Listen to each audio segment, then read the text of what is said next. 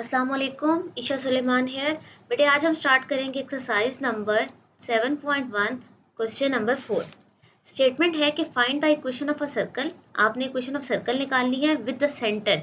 Centre lie कर रहा है x plus y is equal to 2 पे, एक लाइन है और वो किससे पास कर रहा है, इन दो पॉइंट से। ठीक हो गया, ठीक है। सर्कल इन दो पॉइंट से पास कर रहा है और उसका सेंटर इस लाइन पर है। इसको डायग्राम के थ्रू देखते हैं और फिर देखते हैं कि हमारे पास क्या सोल्यूशन होगा। बेटे सबसे पहले एक लाइन है जो सेंटर इसके ऊपर लाई कर रहा है। आपको पता है सेंटर के पॉइंट क्या होते हैं, -g और -f। और बाकी दो पॉइंट्स है, फॉर एग्जांपल यहाँ ले लेते हैं 3,4 ये है, 2,-2 ये। ठीक है, चलें स्टेटमेंट तो हमें आगे समझ। अब सिंपली इसको बस स्टार्ट करते हैं। बेटे देखें, अगर x plus y is equal to 2 ये लाइन सेंटर से पास कर रही है, ठीक है, तो सेंटर के पॉइंट इसे सेटिस्फाई भी तो करेंगे। कैसे, देखें x की जगह आ जाएगा -g, f की जगह आ जाएगा y की जगह आ जाएगा -f इज इक्वल टू 2। ये क्वेश्चन नंबर 1। बेटे मैंने क्यों बोली है, क्योंकि centre lies on the line. ठीक है, ये जो हमें लाइन गिवन है सेंटर उसके ऊपर लाई कर रहा है। अगर सेंटर उस पर लाई कर रहा है तो फिर ये पॉइंट इसको जस्टिफाई करेंगे। ओके, अब बारी बारी ये पॉइंट्स पुट करते हैं इक्वेशन ऑफ सर्कल में। बेटे इक्वेशन पहले तो हम लिख लेते हैं, 2gx 2fy plus c is equal to 0। ठीक है, इसको मैं स्टार कह देती हूँ, हमारी मेन इक्वेशन है। इसी में हमने वैल्यूज डालनी है ना, g, f और c की। उसके बाद ये वाला पॉइंट 2, -2। बेटे जिस तरह पिछले क्वेश्चन में आप पॉइंट डाल रहे थे, इस बार भी सेम ऐसे डालने हैं। 2 का स्क्वायर 4, -2 का स्क्वायर भी 4, plus 2g into 2, 2f into -2 plus c is equal to 0। ठीक है, 4 और 4 8 हो गया, 2 2 ज़ा 4g minus 4f plus c is equal to 0। बेटा ये 8 उधर चला जाएगा, 4g 4f plus c is equal to -8। Equation बना दें इसको 2। ठीक है, अब मैं तीसरा पॉइंट पुट करती हूँ विच इज 3,4। बेटे 3 का स्क्वायर 9, 4 का square 16, 2g into 3, 2f into 4 plus c is equal to 0। ठीक है, अच्छा जी, अब इसको फर्दर सॉल्व करते हैं। बेटे 16 और 9 कितना हो गया, 25, 3 2 ज़ा 6g, 4 2 ज़ा 8f plus c is equal to 0। इसको अरेंज करते हैं, 6g 8f plus c is equal to -25। ये आ गई क्वेश्चन नंबर 3। ठीक है, अब हम इनको आपस में सॉल्व करते हैं और अपना आंसर फाइंड आउट करते हैं। बेटे सबसे पहले तो मैं इन दोनों को सॉल्व करती हूँ, 2 और 3 को। अगेन जिस तरह पिछले क्वेश्चन में आपको मैंने बताया था कि जब इक्वेशंस आ जाती हैं फिर आपकी मर्जी, आपको जो सा मेथड इजी लगता है उसके थ्रू इन इक्वेशंस को सॉल्व कर लें। मेन आपका कंसर्न क्या है, जी, एफ और सी, इनकी वैल्यूज फाइंड आउट करनी है। ठीक है, मैं कैसे कर रही हूँ वो बता देती हूँ। मैं 2 और 3 को सॉल्व करती हूँ सबसे पहले, solving 2 and 3।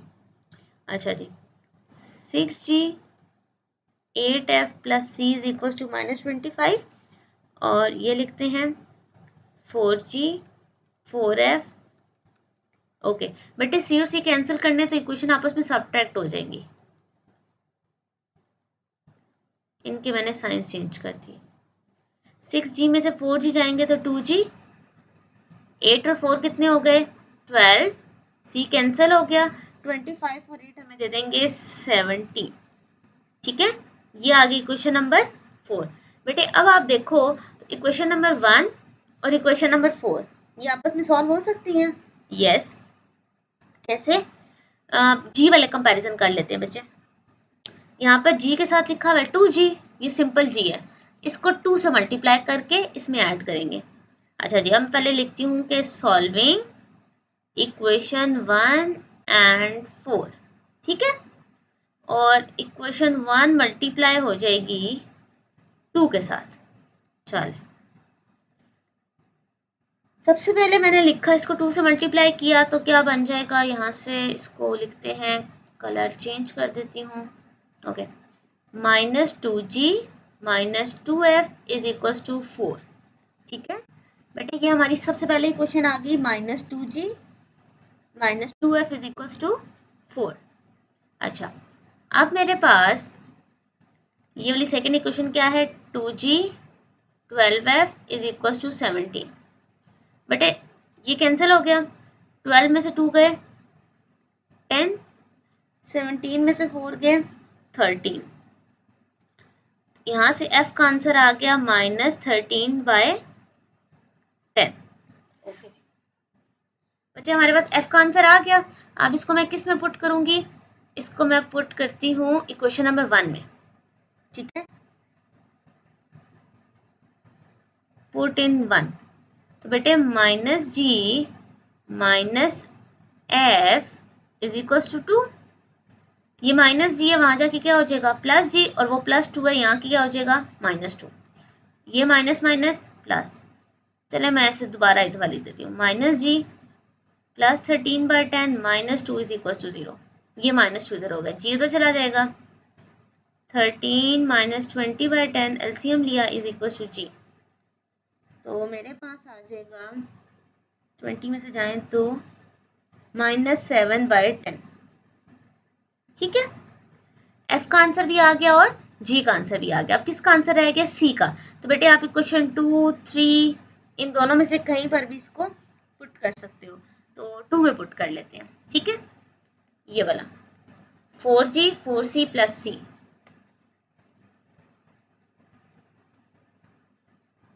4g -4c sorry -4f + c is equal to -8। इधर चेक कर लेते हैं क्या थी question, 4g -4c + c is equal to -8। Okay, अब इसको कंटिन्यू करते हैं।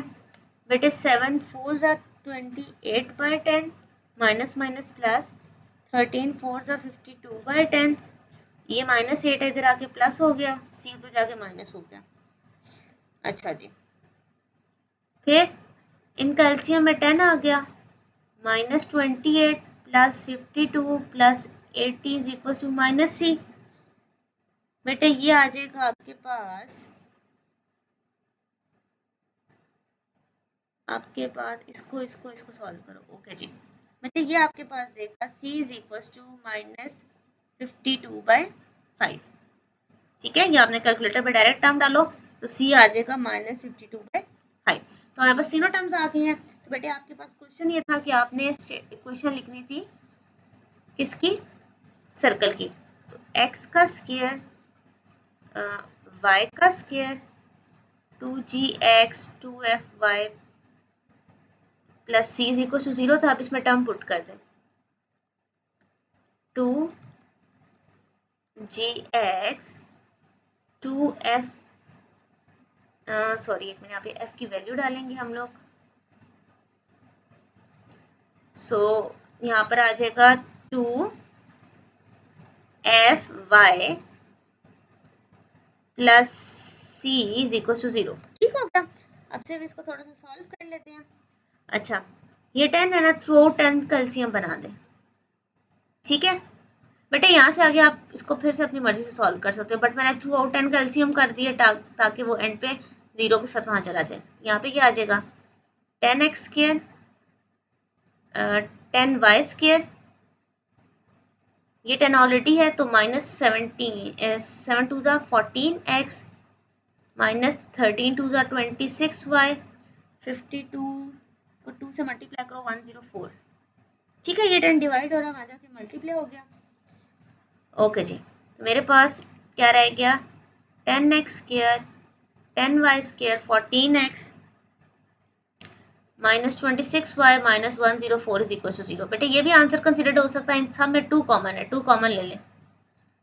2 कॉमन लिया मैंने तो क्या रह गया 5x² 5y² 7x 13y -52 is equal to 0। 2 यहाँ पे 0 के साथ डिवाइड हो जाएगा, 5x² 5y² 7x 13y 52 is equal to 0।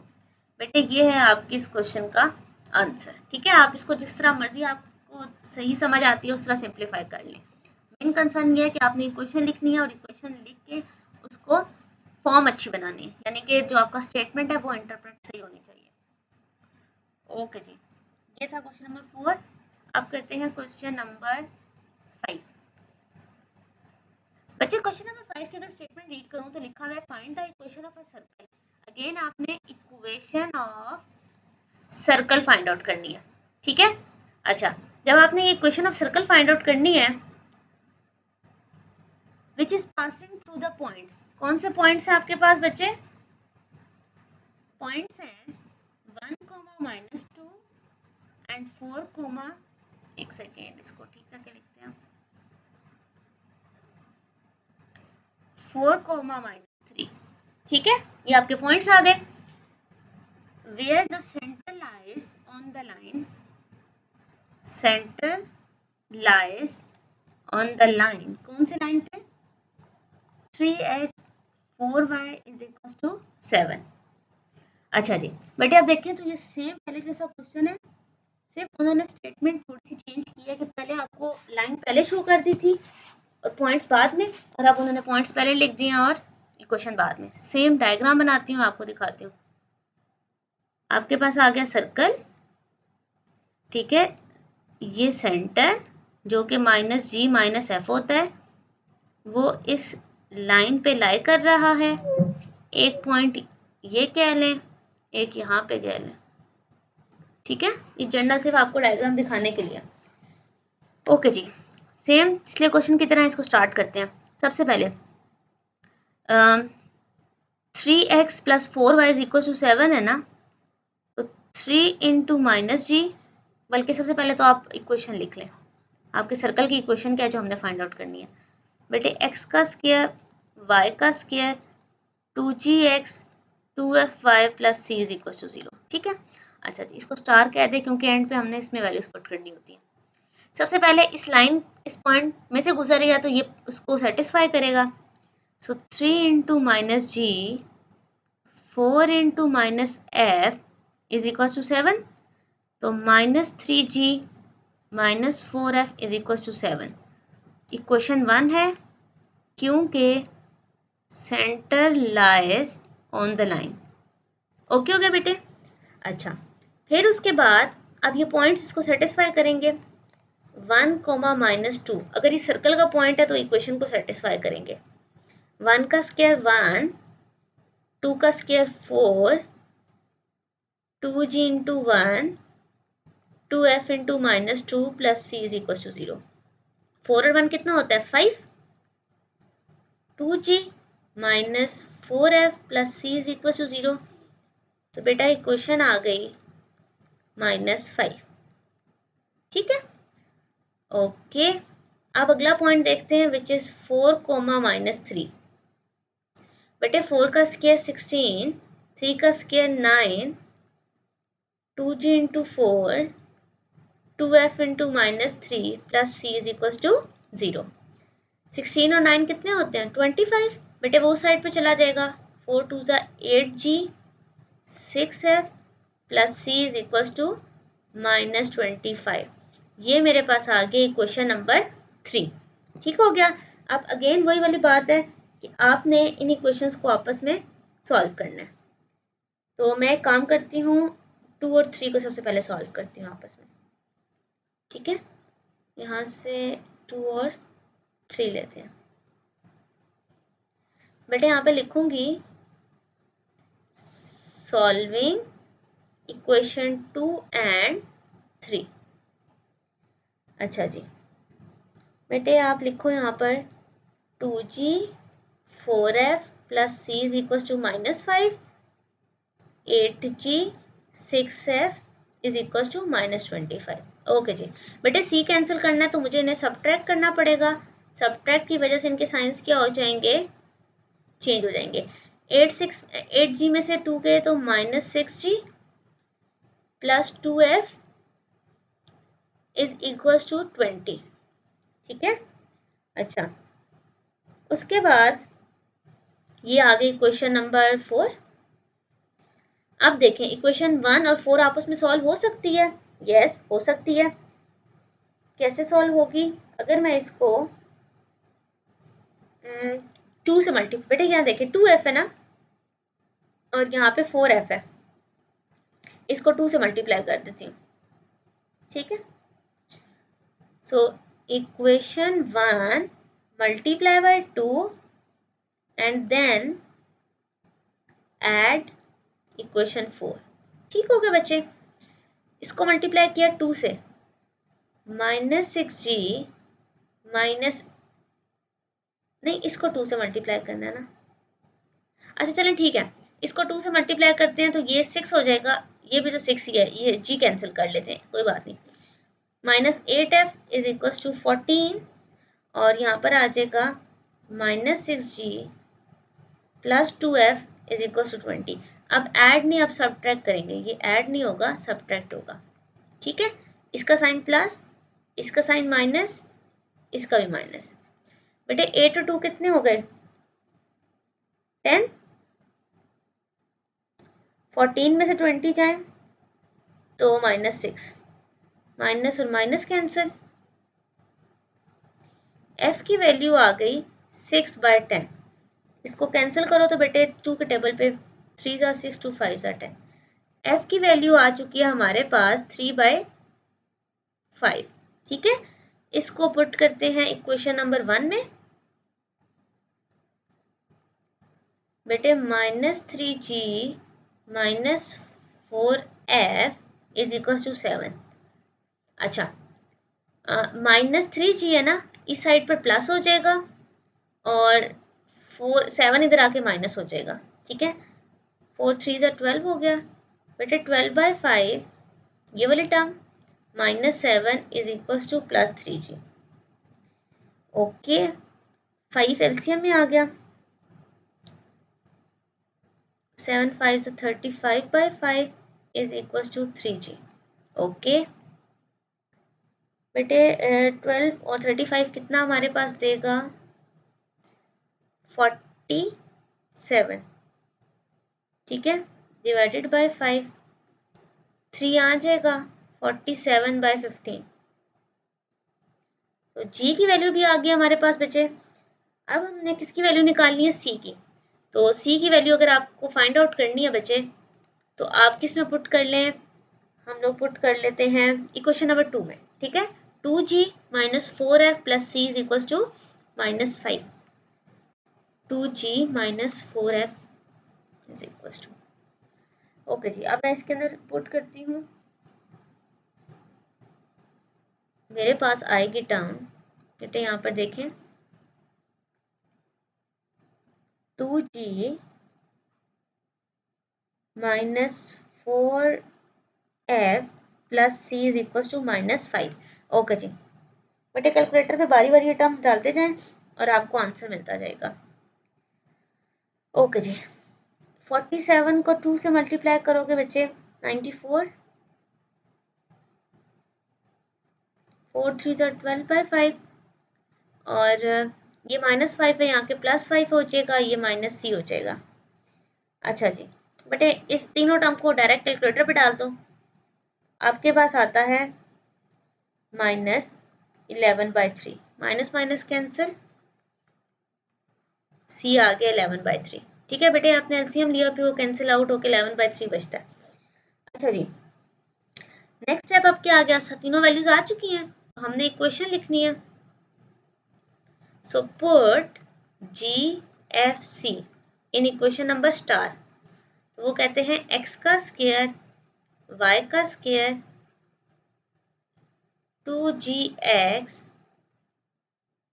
2fy + c is equal to 0, ठीक है। अब इसको मॉडिफाई करते हैं। अगर इसको मॉडिफाई करना है तो बेटा 15 सबसे बड़ी टर्म एलसीएम में 15 ले लें, तो क्या आ जाएगा 15x² 15y² -94x, ये 3 से मल्टीप्लाई हो जाएगा, 5 3 है ना, तो 3 3 ज़ा 9, 9 2 ज़ा 18, 3 5 ज़ा 11 5 ज़ा 55। बेटे 15 डिवाइड हो रहा है 0 के साथ जाके ख़त्म हो जाएगा। So 15x² 15y² 94x 18y plus 55 is equal to 0। ये है आपकी रिक्वायर्ड इक्वेशन।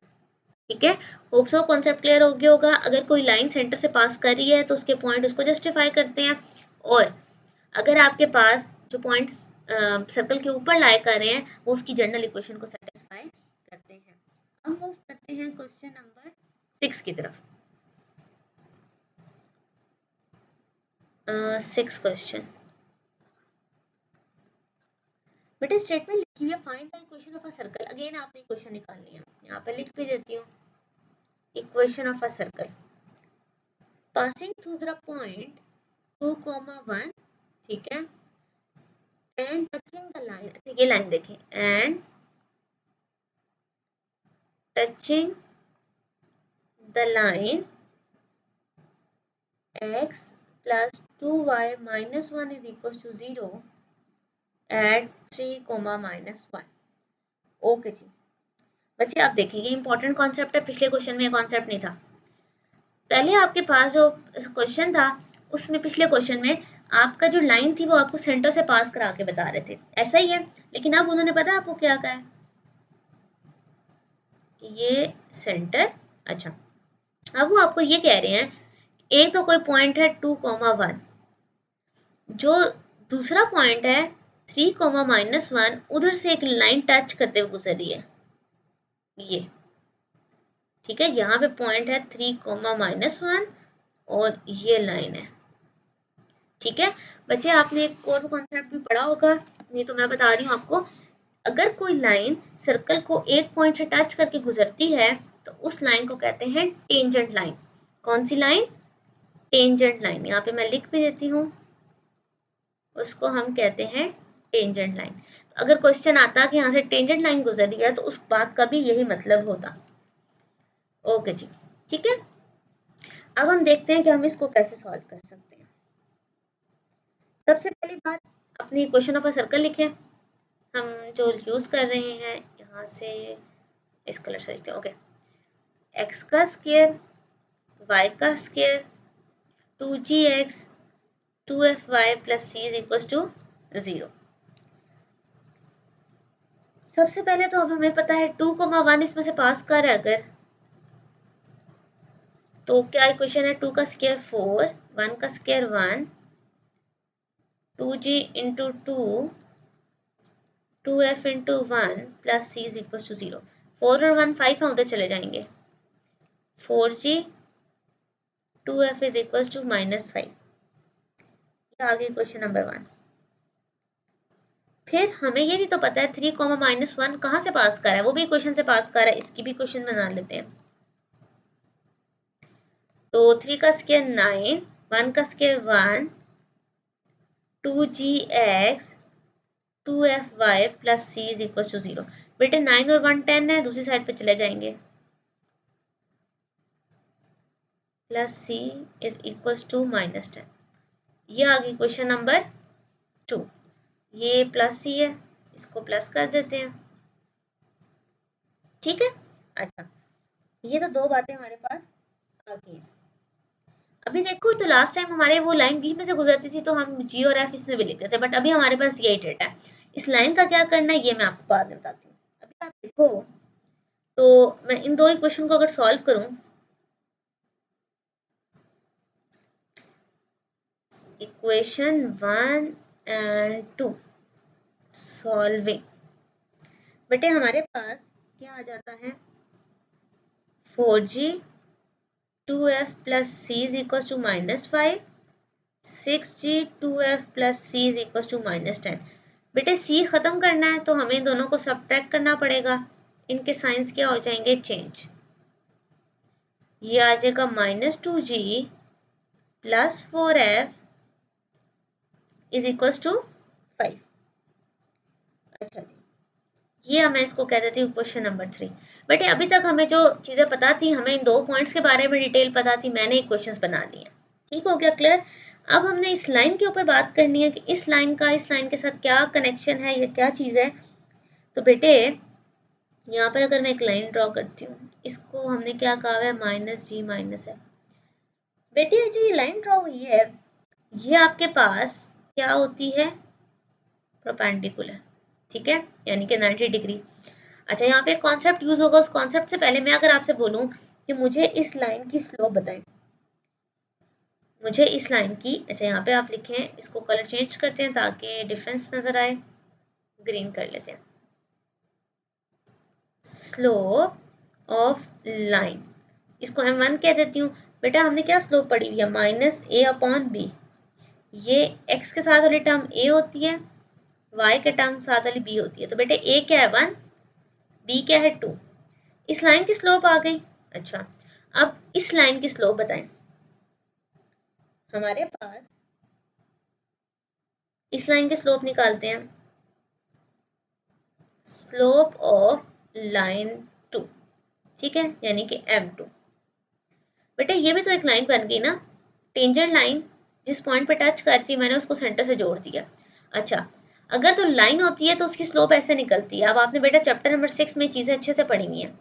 अब अगर पॉइंट्स हों तो स्लोप कैसे निकलती है, फिर हम निकालते हैं स्लोप m के फार्मूला से, y2 minus y1 x2 minus x1। तो मैं इसको कह देती हूँ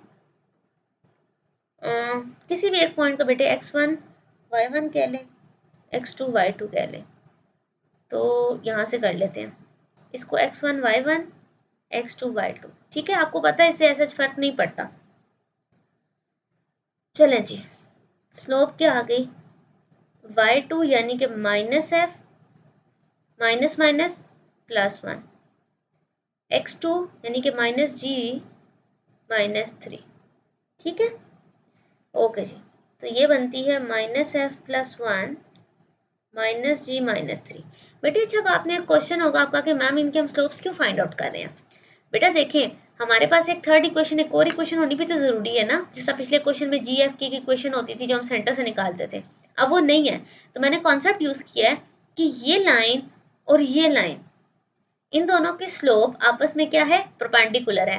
तो बेटे हमने एक कंडीशन पढ़ी हुई है, if line 1 and line 2 are perpendicular then m1 m2 का आंसर -1 के इक्वल होता है कि नहीं, हमने ये कंडीशन पढ़ी हुई है ना बच्चे, तो यहाँ पे सिर्फ वैल्यूज पुट करूंगी, -1/2 minus f plus 1 minus g minus 3 is equal to -1, ये 1 और 1 कैंसिल, 2 माइनस जी माइनस 3 यहाँ डिवाइड हो रहा है, वहां जाके क्या हो जाएगा, मल्टीप्लाई।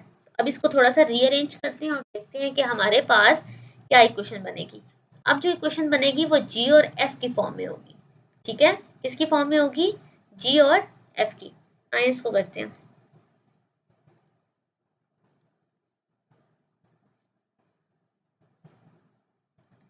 अच्छा जी, तो मेरे पास आएगा, यहाँ पर अगर मैं लिखूं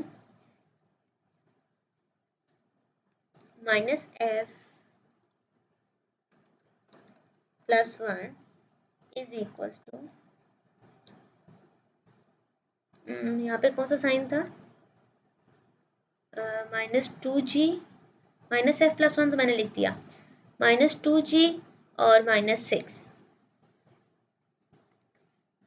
-2g -6, ठीक है। काम करते हैं, इसमें से एक ये +1 है, ये वहाँ जाके क्या हो जाएगा, इसको अरेंज ऐसे करो बच्चे, एक सारी टर्म्स को ना एक साइड पे रख लो, तो मैं एक काम करती हूँ, इस साइड से अरेंज करती हूँ, चलो ये 1 है, ये -6 है, यहाँ के +6 हो गया, ये -f है, यहाँ के प्लस हो गया -2g, तो बेटे मेरे पास इक्वेशन आ गई f -2g is equal to 7, ये मेरे पास न्यू इक्वेशन आ गई, इसको नाम दे देते हैं इक्वेशन नंबर 4 का, क्योंकि 3 ऑलरेडी हमने लिखा है, f -2g is equal to 7 और -2g plus 4f is equal to 5। तो अब हम इन दोनों को आपस में सॉल्व करते हैं, सो मैं लिखती हूँ सॉल्विंग इक्वेशन 3 एंड 4, तो मेरे पास है -2g minus plus 4f is equal to 5, तो यहाँ पर अब मैं करती हूँ 7 ओके -2g अरेंज करके लिख देती हूँ। ओके जी, हमें इन दोनों को सब्ट्रैक्ट करना पड़ेगा, ये प्लस है तो माइनस, ये प्लस है तो माइनस, ये कैंसिल हो गया। 3f इज इक्वल्स टू -2, तो यहाँ से मेरे पास f की वैल्यू आ गई -2/3। ठीक है, इसी में पुट कर देते हैं, पुट इन 4। जब मैंने इसको 4 में बेटे पुट किया तो -2/3 -2g इज इक्वल टू 7। बेटे 2g उस साइड पे प्लस हो जाएगा और 7 इस साइड पे माइनस हो जाएगा। एलसीएम में 3 आ गया, -2 7 3 21 इज इक्वल टू 2g। ये आ गया -23, नीचे आ जाएगा 2 6, तो मेरे पास जी आंसर आ गया -23/6। ओके बच्चे, अब रह गया सी, तो उसको हम किस में पुट करें? इक्वेशन नंबर बेटे 1 में पुट करते हैं, 4g 2f प्लस सी में। यहाँ पर लिखें पुट इन 1। ठीक है, 1 में पुट करने से मेरे पास आया 4g plus 2f plus c is equal to -5। ओके बच्चे, अब इसको सॉल्व करते हैं हम लोग।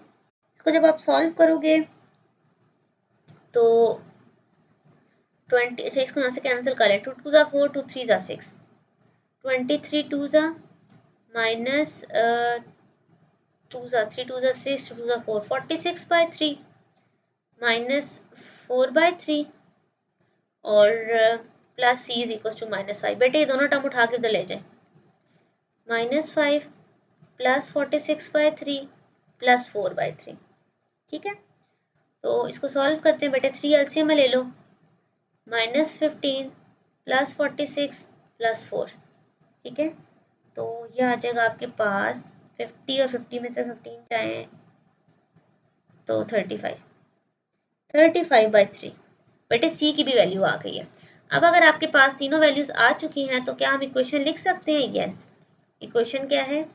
x का स्क्वायर y का square 2gx 2fy plus c is equal to 0। Throughout 6 बड़ी टर्म है, बल्कि कैंसिल कर लेना, 2 1 2 3 सा, 3 एलसीएम में लेते हैं और फिर वो 3 0 के साथ खत्म कर देंगे। सो ये बनेगा 3x square 3y square -23x -4y plus 35 is equal to 0। तो ये 3 खत्म हो जाएगा, -4y plus 35 is equal to 0। बच्चे ये है आपका रिक्वायर्ड सोल्यूशन। ठीक है, हमारे पास जो इक्वेशन फाइंड आउट करनी है वो है 3x square 3y square 23x 4y plus 35 is equal to 0। अब मूव करते हैं क्वेश्चन नंबर 7। बेटे क्वेश्चन नंबर 7 आपको पहले स्टेटमेंट बताती हूँ, फिर उसकी डायग्राम बनाएंगे। क्वेश्चन नंबर 7 कह रहा है a circle touches the line, एक सर्कल है वो टच कर रहा है, टचिंग द लाइन। लाइन क्या है हमारी? 2x minus 3y plus 1 is equal to 0 at point 1,1। 1,1 पे इस लाइन को सर्कल टच कर रहा है। ओके, इसका मतलब है वो टेंजेंशियल लाइन हो गई। And passes through the point of intersection। अब एक नई लफ्ज आ गया, इंटरसेक्शन क्या है? Of the lines. कौन सी line? x plus y plus 1 is equal to 0 and x minus 3y plus 5 is equal to 0। Okay बेटा जी, अब आपको इसकी डायग्राम के थ्रू बताती हूँ कि इस बार हमारे पास क्या स्टेटमेंट है। बेटे मेन आपका जो कंसर्न है या आपकी जो प्रैक्टिस होनी चाहिए वो क्वेश्चन को इंटरप्रेट करने की हो। स्टेप सारे सेम है, आपके पास इक्वेशंस बनती हैं, आपने GFC की वैल्यू निकालनी है। ठीक है, लेकिन अगर आपको इक्वेशन ही ना समझ आए तो फिर फायदा नहीं है। सबसे पहले एक सर्कल, इसका सेंटर का नाम हो गया हमारे पास -G -F। ओके ओके, अच्छा सबसे पहले तो एक पॉइंट है, फॉर एग्जांपल ये वाला पॉइंट ले लेती हूँ 1,1, ठीक है। इस पर से एक सर्कल गुजर है, ये टेंजेंशियल लाइन है, कौन सी लाइन है, 2x - 3y + 1 = 0। अच्छा अब वो कह रहे हैं उसके अलावा जहां से पास कर रहा है वो दो लाइंस का इंटरसेक्शन है। फॉर एग्जांपल ये एक लाइन, ये एक लाइन, दो लाइंस जहां से गुजर रही हैं उसका इंटरसेक्शन का पॉइंट ये है, ठीक है। इस बात का मतलब ये हुआ कि इन दोनों लाइंस का पहले मुझे एक इंटरसेक्शन पॉइंट चाहिए, जो वो पॉइंट होगा वो ये वाला पॉइंट है। मतलब अभी मुझे ये वाला डायरेक्ट पॉइंट नहीं पता। ओके जी, स्टेटमेंट समझ आ गई बच्चे? हमारे पास सर्कल एक पॉइंट पर टच करके गुजरा था और दूसरे पॉइंट के बारे में वो कह रहे हैं कि वो दो लाइन से गुजर रहा है। तो हम इन दोनों को सॉल्व करते हैं और देखते हैं कि वो कौन सा पॉइंट है। अच्छा जी, तो सबसे पहले फाइंडिंग इंटरसेक्शन पॉइंट, ठीक है बच्चे। इंटरसेक्शन पॉइंट इसलिए फाइंड आउट कर रहे हैं कि हमें पता है हम ये वाला पॉइंट और ये वाला पॉइंट इक्वेशन के अंदर पुट करके GF की वैल्यूज निकालते हैं। अच्छा जी, तो x + y + 1 = 0, x - 3y + 5 = 0। इनको आपस में क्या करना चाहिए बच्चे? ये सबट्रैक्ट करेंगे, ये प्लस है तो माइनस, ये माइनस है तो प्लस, ये भी minus, x x cancel, 4y - 4 = 0, 4y = 4 और 4/4 होता है 1। ओके, अब पुट इन इक्वेशन, इसको ऐसे ये 1 बना लेते हैं, ये 2, पुट इन 1 किसी एक में भी पुट कर दें, x + y + 1 = 0। तो बेटे x + 1 + 1 = 0, x + 2 = 0, x = -2। ओके, तो अब हम यहाँ पर बताते हैं, so the intersection point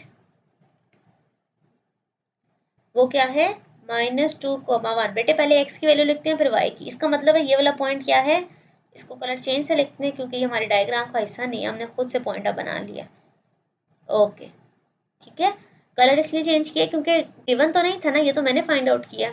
okay अच्छा बच्चे, हमें पता चल गया इंटरसेक्शन पॉइंट। अब वही हम काम करेंगे जो पहले करते हैं, इस पॉइंट को इक्वेशन ऑफ सर्कल में पुट करेंगे, इस पॉइंट को भी इक्वेशन ऑफ सर्कल में पुट करेंगे। सबसे पहले -2 और 1। ओके जी, x का स्क्वायर प्लस y का स्क्वायर, बचे ये x ये y, 2gx 2fy + c = 0। 4 और 1 5 उधर चले जाएंगे,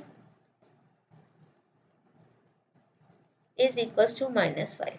इसको अब कह देते हैं इक्वेशन नंबर 3। और फॉर द पॉइंट, कौन सा पॉइंट है, 1,1, इसके लिए भी चेक कर लेते हैं इक्वेशन। 1 का स्क्वायर 1, 1 का स्क्वायर 1, 2g × 1 2f × 1 + c = 0। बेटे 1 और 1 2 उस साइड पे चला गया, 2g 2f + c = -2। ये आ गया इक्वेशन नंबर 4। ठीक हो गया बच्चे, यहाँ से हमने दोनों इक्वेशन फाइंड आउट कर ली। इन दोनों को अब सॉल्व करते हैं। ओके, इसको अब करते हैं इस कलर से, सॉल्विंग 3 और 4, ठीक है। सो 2g 2f + c = -2 और दूसरी क्या है, 4g 2f + c = -5। बेटे हमें c कैंसिल करने थे, ये प्लस हो रहा है, इसका मतलब इस सारी इक्वेशन को हम माइनस कर देते हैं ताकि इनके साइंस क्या हो जाए, चेंज हो जाए। ओके जी, c के साथ साथ f भी कैंसिल हो गया, तो ये आ गया 6g = 3। तो g का आंसर आ गया 3/6 यानी कि 1/2। मुझे यहाँ से बेटे जी का आंसर मिल चुका है। जी का आंसर क्या मिला है? 1/2। तो मैं इसको किस में पुट करूंगी? हम इसे किसी भी क्वेश्चन में पुट कर सकते हैं।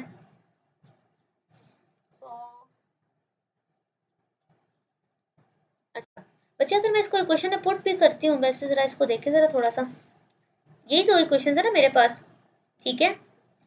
अगर मैं यहाँ पे जी की वैल्यू पुट करती हूँ तो बेटे एफ और सी की वैल्यू तो फिर भी नहीं फाइंड आउट होगी। यहाँ पे भी अगर मैं जी पुट करती हूँ एफ और सी, क्योंकि हमें तो एक टर्म चाहिए ना, ये तो फिर से दो हैं, दो वेरिएबल्स आ रहे हैं। तो अब हम बाकी चीज़ें देखते हैं कि हमारे पास और कौन सा कॉन्सेप्ट यूज हो सकता है। तो अगेन हम कौन सा कॉन्सेप्ट यूज करेंगे? स्लोप वाला, ठीक है। तो हम लोग स्लोप फाइंड आउट करते हैं और यहाँ से देखते हैं कि हमारे पास क्या डिटेल गिवन है।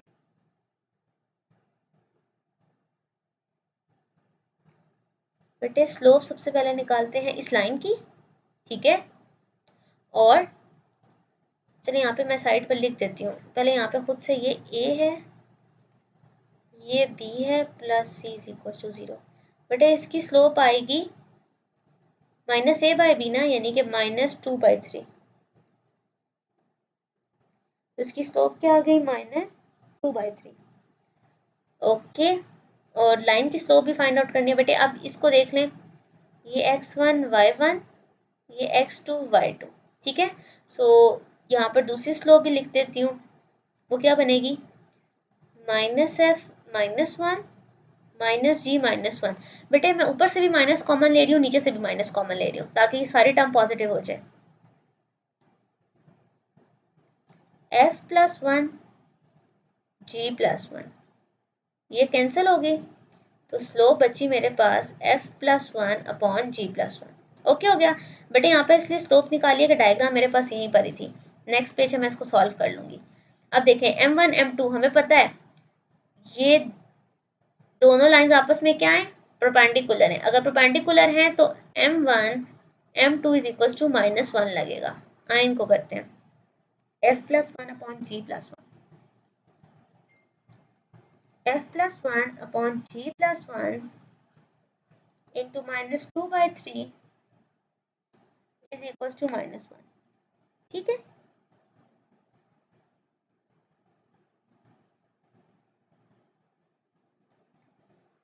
सॉल्व करते हैं इसको बेटे। -2 into f+1 3 into g+1 is equal to -1। अंदर मल्टीप्लाई कर दे, -2f -2 3g + 3 is equal to -1। Divide हो रहा है उस साइड पे, मल्टीप्लाई हो जाएगा। और बेटे माइनस एक कॉमन ले लेते हैं, या बस इसको सॉल्व ही कर लेते हैं, इतना माइनस बार बार कॉमन लेने की जरूरत ही नहीं है। बेटे ये दोनों, ये टर्म उधर ले जाते हैं, वो इधर ले आते हैं।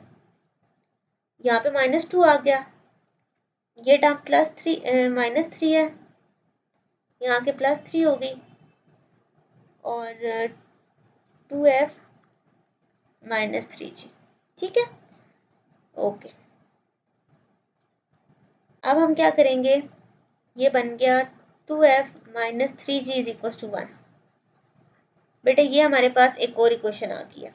अब इसको देखते हैं कि हम इसको किसके साथ कंपेयर करके सॉल्व करेंगे ताकि हमारे पास आंसर आ जाए। अच्छा बच्चा, ये छोटी सी करेक्शन कर लें। मैंने जब यहाँ पे स्लोप लिखी है तो स्लोप के अंदर यहाँ पर -a/b था ना, b -3 है, सो ये माइनस और माइनस कैंसिल हो गया, स्लोप 2/3 आ गई, ठीक है बच्चे। अब इसको आगे ठीक कर लेते हैं, ये +2/3 हो गया, ठीक है। ये +2 है, plus plus plus plus plus, और अब लास्ट स्टेप मैं दोबारा लिख देती हूँ, ठीक है। इसको रेज करते हैं, चलो। तो ये बनेगा हमारे पास -3g -2f, 3 और 2 कितने हो गए? 5, -g -2f। बेटे इधर से माइनस कॉमन लेके यहाँ पे लगा लें, या इसको भी कंटिन्यू कर सकते हैं, कोई खास फर्क नहीं है। मेरी कोशिश होती है वेरिएबल वाली पहली टर्म पॉजिटिव हो। तो -f is equal to 3g + 2f, ठीक है। ये न्यू इक्वेशन आ गई। तो हमने पीछे इक्वेशन का नाम क्या दिया हुआ है, 4 तक दिया हुआ है, तो ये इक्वेशन 5 हो गई है। चल अब हम क्या करते हैं, इसको सॉल्व करते हैं, या मेरे पास कोई टर्म है। बेटे मैंने जी का आंसर निकाला हुआ है 1/2, तो उसमें पुट कर लेती हूँ मैं। मजीद सॉल्व करने से बेहतर है इसमें पुट करते हैं। Put in equation 5 value of G which is 1/2। G का आंसर है 1/2। ओके, तो -5 is equal to 3 into G 2 into F. Okay बेटा ये 3/2 प्लस हो रहा है, इधर आके क्या हो जाएगा माइनस। एलसीएम लें, -10 -3/2 इज इक्वल टू 2f। बेटे 2 मल्टीप्लाई हो रहा है, नीचे आके डिवाइड हो जाएगा। -13/4 is equal to f। G f दोनों की वैल्यू आ गई है बच्चे। अब इसको पुट करते हैं इक्वेशन, पीछे से देख लेते हैं कौन सी में करें। बेटे 1 वाली में कर लेते हैं, या ये नीचे वाली में थोड़ी ज़्यादा इजी है, इसमें 4 आ रहा है, इसमें 2 आ रहा है। 2g 2f plus c 2g 2f plus c is equal to -2। Yes ये इक्वेशन है, इसमें डालते हैं। यहाँ से हम इसका थोड़ा सा कलर चेंज करते हैं ताकि नीट हो जाए। ओके, 2 इंटू जी का आंसर है 1/2। 2 into f -13/4 plus c is equal to -2। बेटे 2 और 2 कैंसिल हो गया, 1 प्लस 2 और 2 cancel, -13/2 plus c is equal to -2। बेटे हम इन दोनों टर्म्स को उस साइड पर ले जाते हैं। जब हम इसे दूसरी साइड पर लेके जाएंगे तो हमारे पास क्या रिजल्ट आने वाला है, c इज इक्वल्स टू, बच्चे यहाँ पर देखें c इज इक्वल्स टू -2। ये बेटा +1 है, यहाँ के -1 हो गया, ये माइनस था तो प्लस हो गया। ठीक है बेटा, आप इसे कैलकुलेटर पे डालो, या चलो मैं एलसीएम ले लेती हूँ। -4 -2 प्लस 13/2, ये बन जाएगा 7/2। तो सी का भी आंसर आ गया। तो अब अगर मैं आपसे कहूँ कि जो आपकी इक्वेशन डिमांड की गई थी वो क्या है, तो वो अब हम लिखेंगे x का स्क्वायर y का square 2gx 2fy plus c is equal to 0। ठीक है, आप देखें सबसे इस 2 और इसको कैंसिल करें 4। अच्छा, तो 2 एलसीएम में आ जाएगा बेटा, वही 0 के साथ सॉल्व हो जाएगा। तो पीछे क्या रह गया, 2x square 2y square 2x -13y plus 7 is equal to 0। ठीक हो गया बेटा, जो होल डिवाइड में 2 आ रहा है वो 0 के साथ खत्म हो जाता है, तो बार बार अब मैंने लिख लिया, पिछले क्वेश्चन में आपको बार बार ये चीज़ एक्सप्लेन कर दी है। तो ये है आपका रिक्वायर्ड आंसर। ठीक है, तो ये था हमारा क्वेश्चन नंबर 7। अब मूव करते हैं क्वेश्चन नंबर 8 की तरफ। क्वेश्चन नंबर 8 की अगर आपको स्टेटमेंट में रीड आउट करके बताऊं बच्चे, तो हमारे पास है equation of 2 diameter of a circle. अच्छा, अब उन्होंने हमें कहा है कि डायामीटर ऑफ सर्कल, उसकी इक्वेशंस गिवन है हमें x minus y is equal to 3x plus y is equal to 5।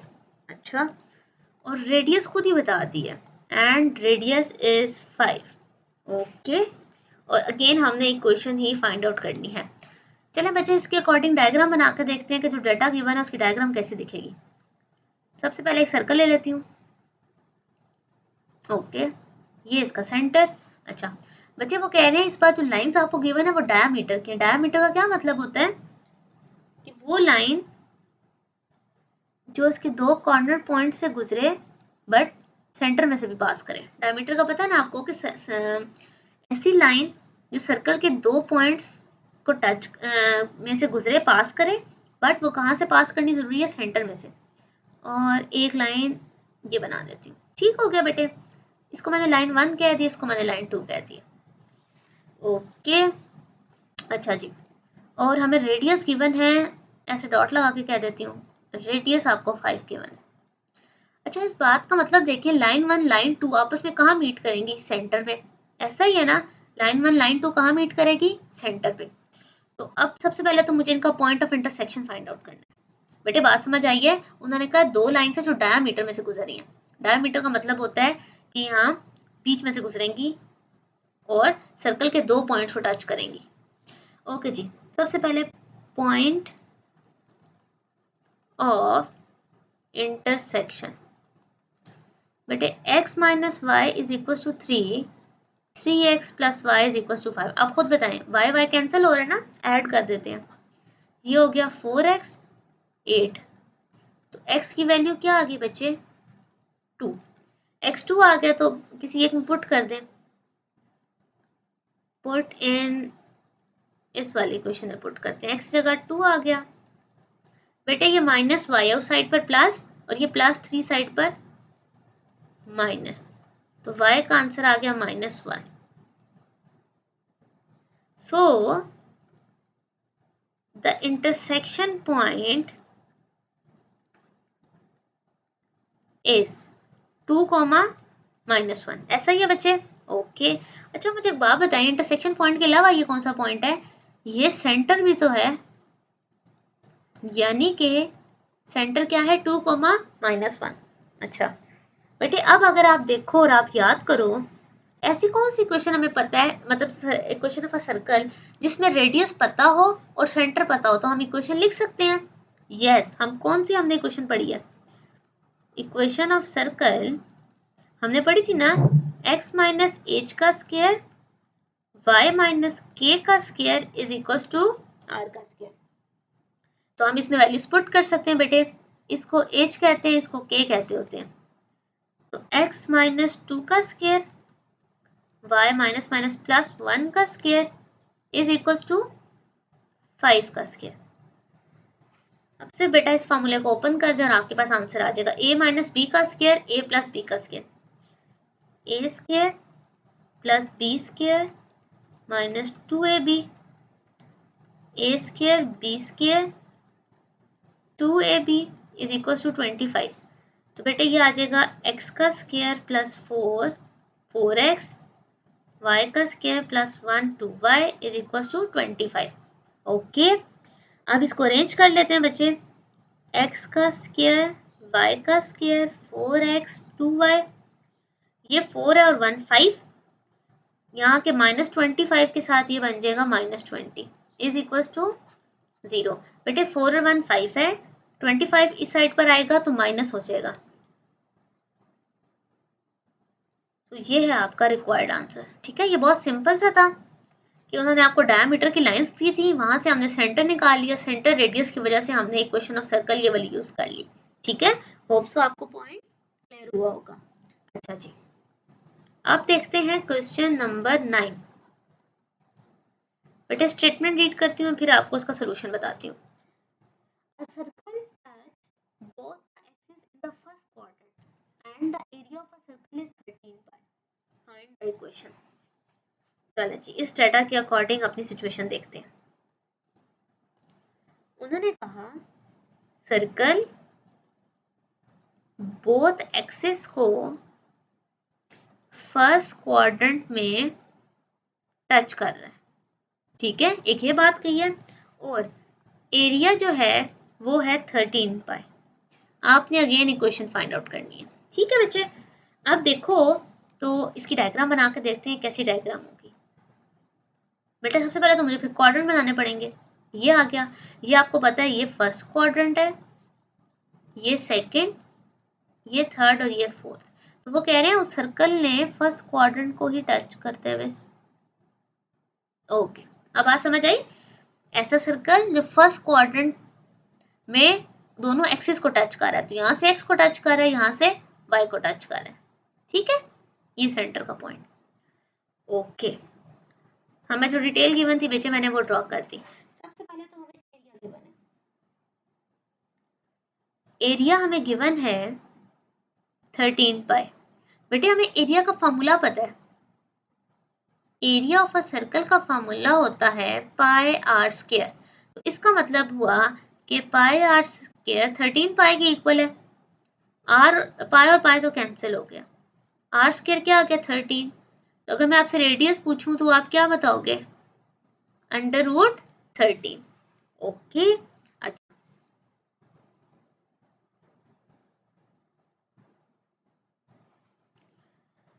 Radius तो आ गया √13, सही है। अब मैं आपसे अगर बोलूं कि ये जो हमारे पास सेंटर का पॉइंट है, ये क्या पॉइंट है, तो आपके पास इसका क्या आंसर होगा अगर ये फर्स्ट क्वाड्रेंट में एग्जिस्ट कर रहा है तो? बेटे इस डायग्राम को एक दफा फिर से देखो ताकि आपको सेंटर का पॉइंट क्लियर हो। बेटे देखें, यहाँ से यहाँ तक कोई इसने y डिस्टेंस कवर किया होगा और यहाँ से यहाँ तक इसने कोई x डिस्टेंस कवर किया होगा, ऐसा ही है। तो आप मुझे बताएं इस डिस्टेंस का नाम क्या होता है? रेडियस। इस डिस्टेंस का नाम क्या होता है? रेडियस। तो इस बात का क्या मतलब हुआ? इसने √13 डिस्टेंस कवर किया। तो बेटे सेंटर आ गया आपके पास x, y का पॉइंट विच इज √13 और √13। बात समझ आई? बेटे ये तो जीरो की लाइन है ना, ये भी जीरो की लाइन है। अगर उसने ऊपर और इस साइड पे डिस्टेंस कवर किया है तो वो तो रेडियस का पॉइंट होता है, तो वो रेडियस कितना है? √13। ओके, सेंटर और रेडियस आपको पता चल गया। आइए क्वेश्चन लिखते हैं।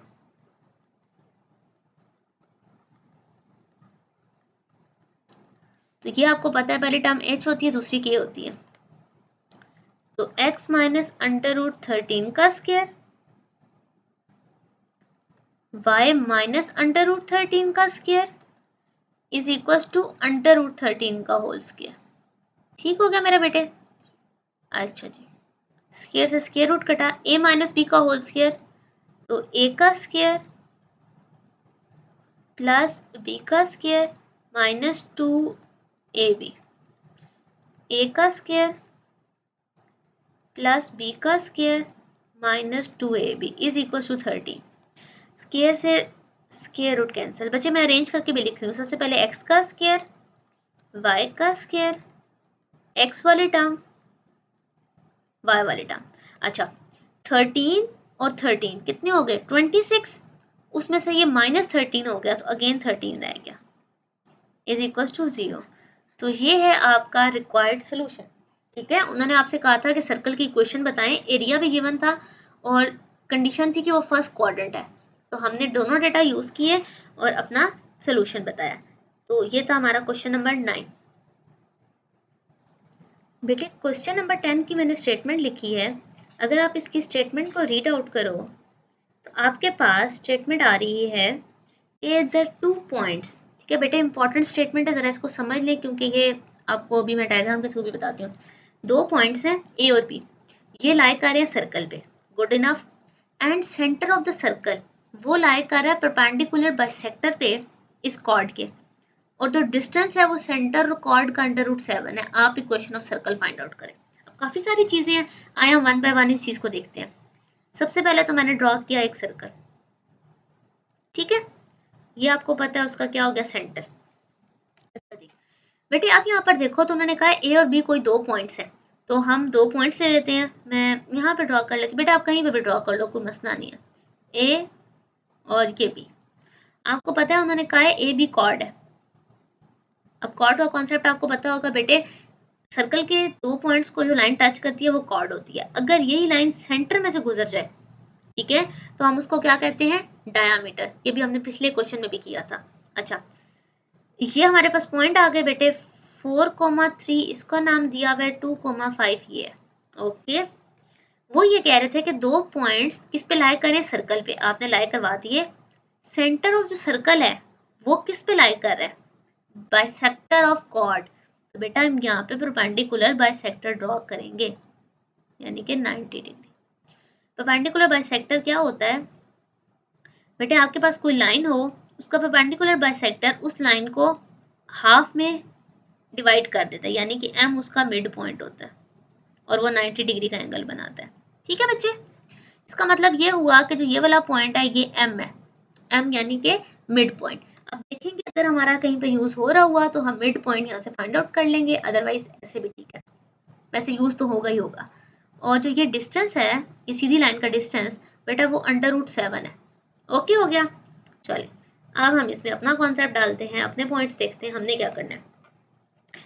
बेटे देखें, ए से सी और सी से बी हमारे पास क्या है, रेडियस, जो कि हमें पता नहीं है फिलहाल। इसका मतलब ये हुआ कि हमारे पास सेंटर और रेडियस वाली चीज चल रही है, ऐसा ही है। तो बेटा उसके लिए हम कौन सा पॉइंट यूज करते हैं, एच और के का, ठीक है। वो जो 2GF है वो आपके पास दूसरी इक्वेशन जनरल में आती है। अच्छा जी, अब सबसे पहले मैं इक्वेशन लिखती हूँ, यानी कि मुझे ये चीज फाइंड आउट करनी है। सही है बच्चे, x minus h y minus k is equal to r square. इसका मतलब है एच के आर तीन वैल्यूज फाइंड आउट करनी है। ओके, सो स्टार्ट करते हैं बेटे। सबसे पहले अगर आप देखो ये जो डिस्टेंस है सी से ए का और जो डिस्टेंस है सी से बी का, बेटे वो दोनों सेम है। वो क्यों सेम है, क्योंकि वो दोनों रेडियस हैं।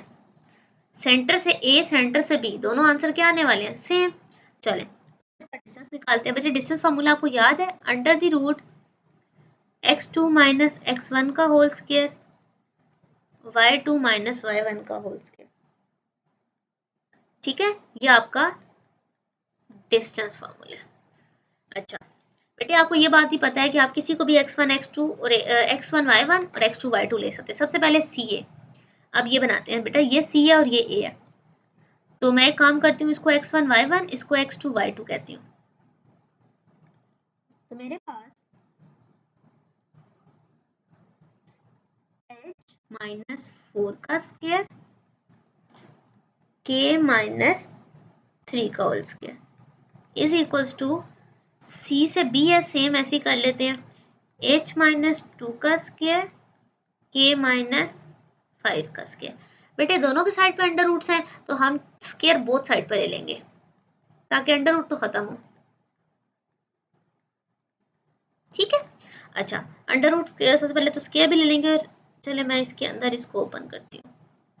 बेटे a माइनस बी का whole square, a minus b का होल स्क्वायर, a का स्क्वायर b का स्क्वायर माइनस 2ab। बेटे 4 2 8, a का स्क्वायर b का स्क्वायर माइनस 3 2 क्या होता है 6, 6 के, इस सारे के ऊपर मैंने ले लिया हुआ स्क्वायर।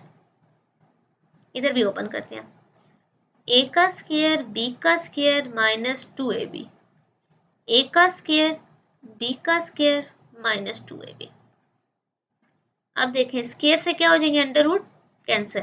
बेटे ये सारी टर्म जो है ना वो एक साइड पर ले आओ, ठीक है। ये सारी इधर ले आते हैं और मैं इसको साथ अरेंज करके भी लिख देती हूँ। h का स्क्वायर k का स्क्वायर लिखा मैंने माइनस 8h माइनस 6k। बेटे 16 और 9 प्लस 25। अब ये सारी टर्म इधर लेके आते हैं, माइनस h का स्क्वायर, इसको 4 को थोड़ी देर के लिए होल्ड पे रखें, plus 4h minus k square plus 10k। बेटे अब देखें 25 और 4 कितने हो गए 29, तो इस साइड पर माइनस 29। ओके हो गया बेटे, एच स्क्वायर के स्क्वायर एच स्क्वायर के स्क्वायर कैंसिल। अच्छा जी 10k और 6k कितने हो गए 4k, 4h 8h 4h 25 29 minus 4, ठीक है।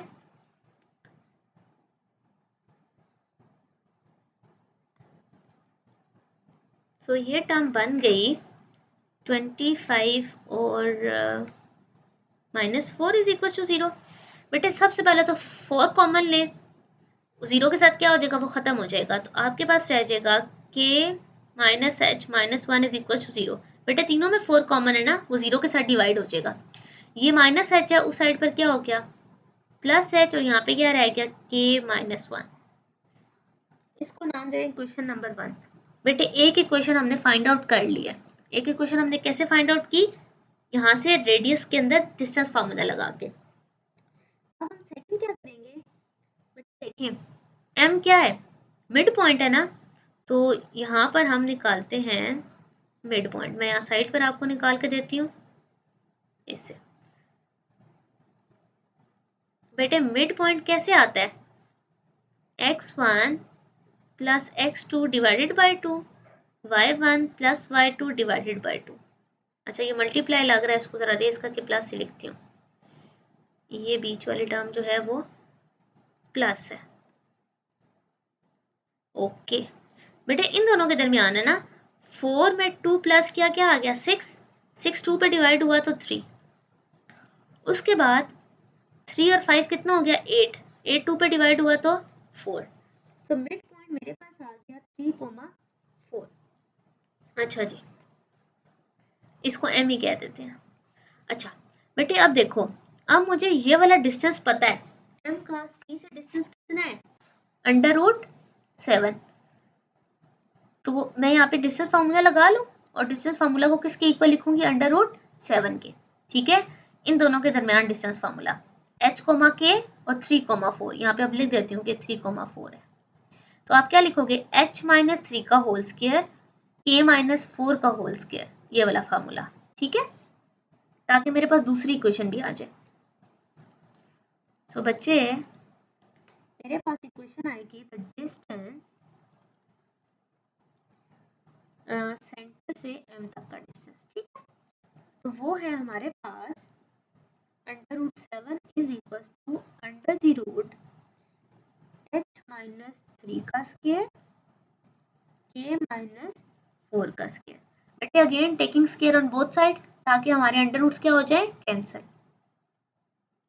Taking square on both side, so √7 के ऊपर भी स्क्वायर आ गया, और इसको ओपन करते हैं बेटे a-b का स्क्वायर, a का स्क्वायर b का square -2ab, 3 2 6, a square b square 4 2 8, और इस सारे के ऊपर भी हमने ले लिया स्क्वायर। तो आपको पता है स्क्वायर से अंडर रूट क्या हो जाता है कैंसिल। अच्छा जी, अब मैं इसको ओपन करती हूँ बच्चे, तो मेरे पास ये क्या आ जाएगा 7 इज इक्वल्स टू h का स्क्वायर प्लस k का स्क्वायर -8k, 16 और 9 25। ओके अच्छा बच्चे, हमने यहाँ पर क्या करना है, एक काम करते हैं, सबसे पहले तो 7 को भी इधर ले आए और वैल्यू पुट कर देते हैं। पिछले हमने इक्वेशन निकाली है ना, इसकी वैल्यू क्या निकाली है k-1, ये पुट कर देते हैं।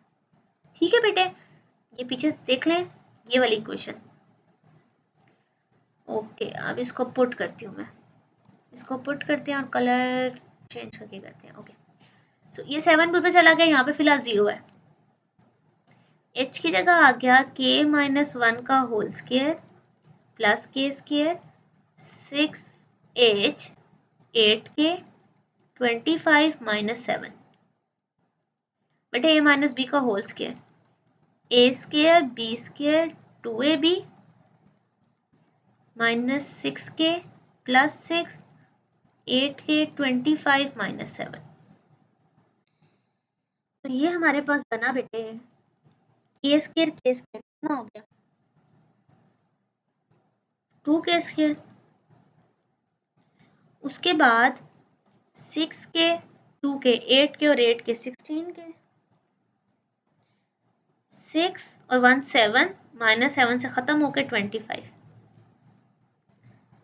अच्छा जी, ये मेरे पास क्या आ गई हुई है इक्वेशन आ गई है। तो बेटे आपको पता है कि हम यहाँ पे 25 2 कितना होता है हमारे पास 50, तो 50 तो 16 पे ब्रेक नहीं होगा, तो हमें तो यहाँ से रूट्स चाहिए ही चाहिए। तो मैं सबसे आसान तरीका जो हमें पता है हम वो मेथड लगा देंगे, क्योंकि हमने पढ़ा हुआ है क्वाड्रेटिक फार्मूला। ठीक है बेटे, अगर मिड टर्म ब्रेक हो रहा था तो हम मिड टर्म ब्रेक कर देते यूजिंग क्वाड्रेटिक फॉर्मूला। ओके तो k की वैल्यू चाहिए, k is equals to -b b का स्क्वायर 4ac डिवाइडेड बाई 2a। बेटे डेटा लिख लेते हैं, a की वैल्यू 2 है, b की वैल्यू 16 है, c की वैल्यू 25 है। ठीक है, okay so k is equals to minus minus यानी कि प्लस 16 का स्क्वायर क्या होता है 256, 4ac 4 2 8 8 25 200 divided by 2 2 4। Okay okay बच्चे यहाँ से हमारे पास 16 प्लस माइनस 256 में से 200 जाएंगे तो अंडर रूट 56 ही बचेगा ना, डिवाइडेड बाय 4। बेटे अब इसमें से आप चाहो तो आपको अगर खुद से पता है तो 4 में ब्रेक करके हम 2 कॉमन ले सकते हैं, बट आप कैलकुलेटर पे डायरेक्ट ये टर्म लिखो तो वो आपको तब भी यहाँ से कॉमन ले देगा। तो ये बनेगा 8 plus minus under root 14 divided by 2। Basically हमने यहाँ से 4 कॉमन लिया, यहाँ पे 2 कॉमन लिया, यहाँ पर क्या रह गया 8 और यहाँ से 2 आ गया। अंडर रूट 56 को तोड़ा है 14 इंटू 4 पे, तो वो जो अंडर रूट 4 है उसे 2 कहते हैं। एनीवेज ये समझ आ रही है तो ठीक, नहीं तो कोई मसला नहीं, आप कैलकुलेटर पे कंसिडर कर सकते हो टर्म को, नहीं तो इसको भी लेके चल लो, कोई मसला नहीं है वैसे। अच्छा जी, ए के आंसर 2 आ गए, यानी कि हमारे पास यहाँ से 2 केस होंगे। कौन से 2 केस होंगे बच्चे, यहाँ से देखते हैं। अगर K1 हमारे पास है 8 प्लस अंडर रूट 14 बाई 2 और K2 है माइनस अंडर रूट 14 बाई 2, ठीक है। तो यहाँ से अगर मैं h की वैल्यू निकालूंगी बच्चे, ये देखें, इसको स्टार कह दूं फिर, पुट इन स्टार। अच्छा, तो h1 आ जाएगा, यानी कि h की वैल्यू आएगी k under root 14 by 2 minus 1, और एक और h आ जाएगा, इसको थोड़ा सा नीट कर लें तो ये आ जाएगा h2 आ जाएगा 8 minus under root 14 by 2 minus 1, ठीक है।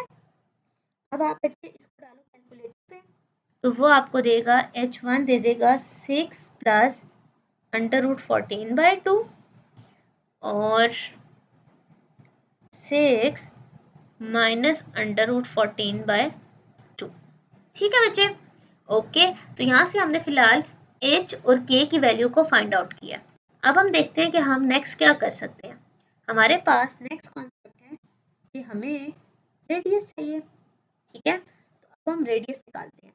तो बेटे x minus h y minus k से हमारे पास क्या आ सकता है, रेडियस। अच्छा जी, अब देखो बच्चे, आपके पास मैं आपको कोई चीज़ बताती हूँ, वापस आए ज़रा क्वेश्चन पे, ये देखो एच और के आपने निकाल लिया ना बच्चे, ठीक है। अब एच और के से या तो 2 से 5 तक का डिस्टेंस निकाल लो या 4,3 तक का डिस्टेंस निकाल लो, वो आंसर क्या आएगा हमारे पास, रेडियस। तो 4,3 से निकालते हैं, 1 बाय 1 निकालेंगे बेटे। पहले ये वाली कंडीशन लेंगे जिसमें h1 k1 है, फिर h2 k2 को लेके निकालेंगे।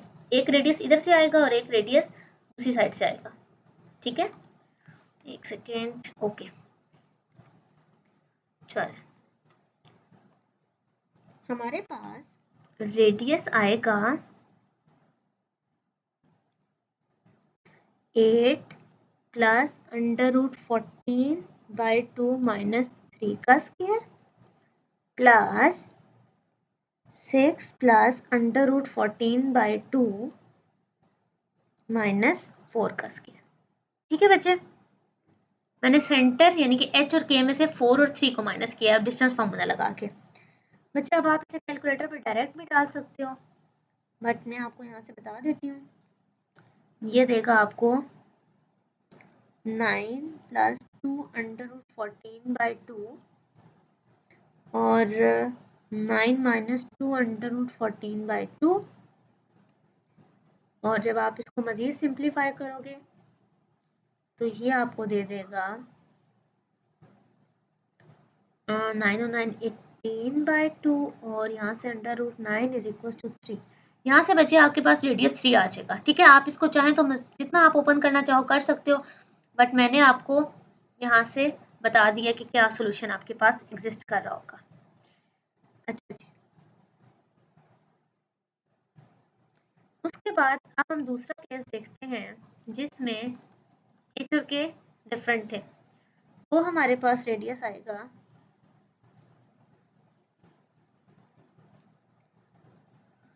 अच्छा, दूसरे में आपके पास क्या थे पॉइंट्स,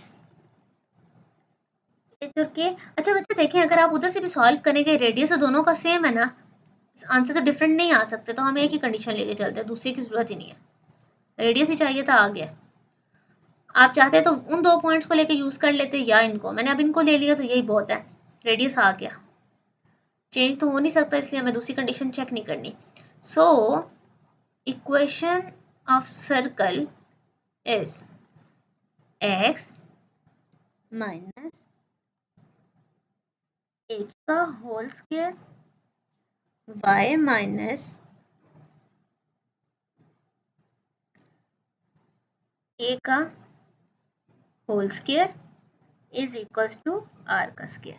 ये आपकी 1, यानी कि 1 तो मैंने दिया है ना नेम, क्या लास्ट इक्वेशन का नंबर दिया मैंने, अच्छा इस पर नहीं दिया था, ओके, ये 1 और x minus h minus under root 14 by 2 का square y minus 8 minus under root 14 by 2 का स्क्वायर इज इक्वल टू 3 का स्क्वायर।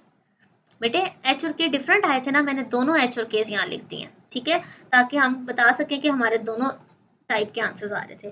तो ये था आपका क्वेश्चन नंबर 10, ठीक है।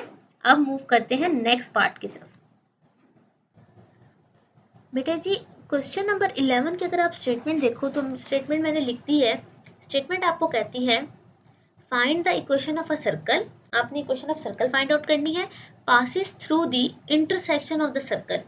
2 सर्कल गिवन है, यानी कि सर्कल की इक्वेशंस गिवन है, उनके इंटरसेक्शन से वो पास कर रही है, वो पास कर रहा है सर्कल, और एक पॉइंट है -1, -2, इससे सर्कल पास कर रहा है। बेटे जब भी आपके पास, ये आपने याद रखना है, इंटरसेक्शन ऑफ सर्कल वाली कंडीशन आ जाए, ठीक है, इंटरसेक्शन ऑफ सर्कल की, तो ये आपको पेपर में गिवन नहीं होगी, अभी बुक में तो हिंट गिवन है लेकिन पेपर में तो नहीं होगी। अब आपने याद रखना है C1 plus lambda C2 is equal to 0। इस कंडीशन को यूज करके हम क्वेश्चन सॉल्व करते हैं। बहुत इजी और बहुत सिंपल सा क्वेश्चन है बेटे। देखें C1 lambda C2 is equal to 0, value put कर दें, x का स्क्वायर y का स्क्वायर 8x 2y प्लस 7, ठीक है, plus lambda times x2 sorry x square y square 4x 10y plus 8 is equal to 0, ठीक है। अच्छा बेटे अब उन्होंने हमें कहा है कि ये किससे पास कर रहा है, -1, -2, तो ये इसको जस्टिफाई तो करेगा ना, तो इसमें वैल्यूज पुट कर देंगे, -1 का स्क्वायर -2 का square 8 into -1 2 into -2 plus 7 x का स्क्वायर यानी कि -1 का स्क्वायर प्लस -2 का स्क्वायर।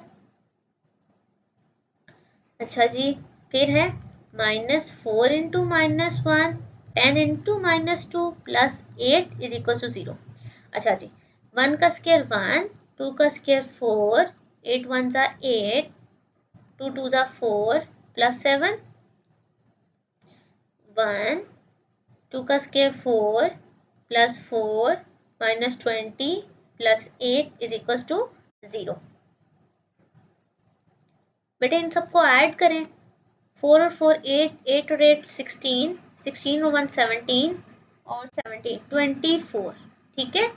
फिर लेमडा टाइम्स, बेटे इनको करें 4 और 4 8 8 और 8 16 और 1 17, तो ये बनेगा -3 इज इक्वल टू 0। बेटे प्लस 24 है, दूसरी साइड पर क्या हो जाएगा -24 -3 मल्टीप्लाई हो रहा है, इसके साइड पे आके डिवाइड हो जाएगा, तो आपको पता है 3 8 जा 24, तो लेमडा का आंसर आ गया 8, ठीक है। हमारे पास लेमडा का आंसर आ गया। बेटे जो मेन इक्वेशन थी इसको हम स्टार कह देते हैं, इसमें आपने सिर्फ लेमडा की वैल्यू पुट करनी, यहाँ पर 8, ये आपका रिक्वायर्ड आंसर होगा, put in star. So x का स्क्वायर y का स्क्वायर 8x 2y प्लस 7। बेटे लेमडा सबके साथ मल्टीप्लाई हो रहा है तो 8 को सबके साथ मल्टीप्लाई कर देते हैं, 8x स्क्वायर 8y स्क्वायर 8 4 जा 32 8 10 जा 80 और 8 8 जा 64। अच्छा जी अब सॉल्व कर लेते हैं, x का स्क्वायर 8x का स्क्वायर ये हो गया 9 9y का स्क्वायर 32 और 8 40, 80 में से 2 जाएंगे 78y, 64 और 7 कितने हो गए? 64, 70, 71। सो बेटे ये है आपकी required equation of circle. Question number 11 ये था हमारे पास। बेटे ये साइन का एरर देख लें, यहाँ पे प्लस आता है, मैंने माइनस लिख दिया था, ये प्लस है, ठीक है। ओके जी, अब क्वेश्चन नंबर 12 को देखते हैं। Question number 12। अच्छा जी बेटा ये डायग्राम वाला है, मैं पहले डायग्राम बनाती हूँ बुक से देख के, फिर मैं आपको बताती हूँ। ओके बेटा जी, यहाँ पर देखें तो आपके पास जो क्वेश्चन नंबर 12 है उसकी स्टेटमेंट आप रीड आउट करें और फिर उसकी डायग्राम देखते हैं। बेटा लिखा हुआ है the diagram shows a rectangle P Q R S. बेटा एक रेक्टेंगल लिया उन्होंने पी क्यू आर एस, ठीक है। उसके बाद उन्होंने, इसको मैंने एक्स्ट्रा लिखा है, अच्छा, and the circle C1 and C2, ठीक हो गया, ये C1 आ गया, ये C2 आ गया। Both the circle touches each other, एक दूसरे को भी टच करते हैं। फॉर एग्जाम्पल ये पॉइंट ले लेते हैं, ठीक है, इस पे। And three side of the rectangle 1 2 3, 1 2 3, okay. The coordinate of the point P Q R S, ये उन्होंने हमें उसके पॉइंट्स दे दिए। So find the equation of a circle. अब अगर बेटा इन पॉइंट्स को हम लोग देखें कि हमने इनको कैसे अरेंज करना है, तो बच्चे यहाँ पर मैं आपको एक क्वाड्रेंट फार्मूला बना के दिखाती हूँ।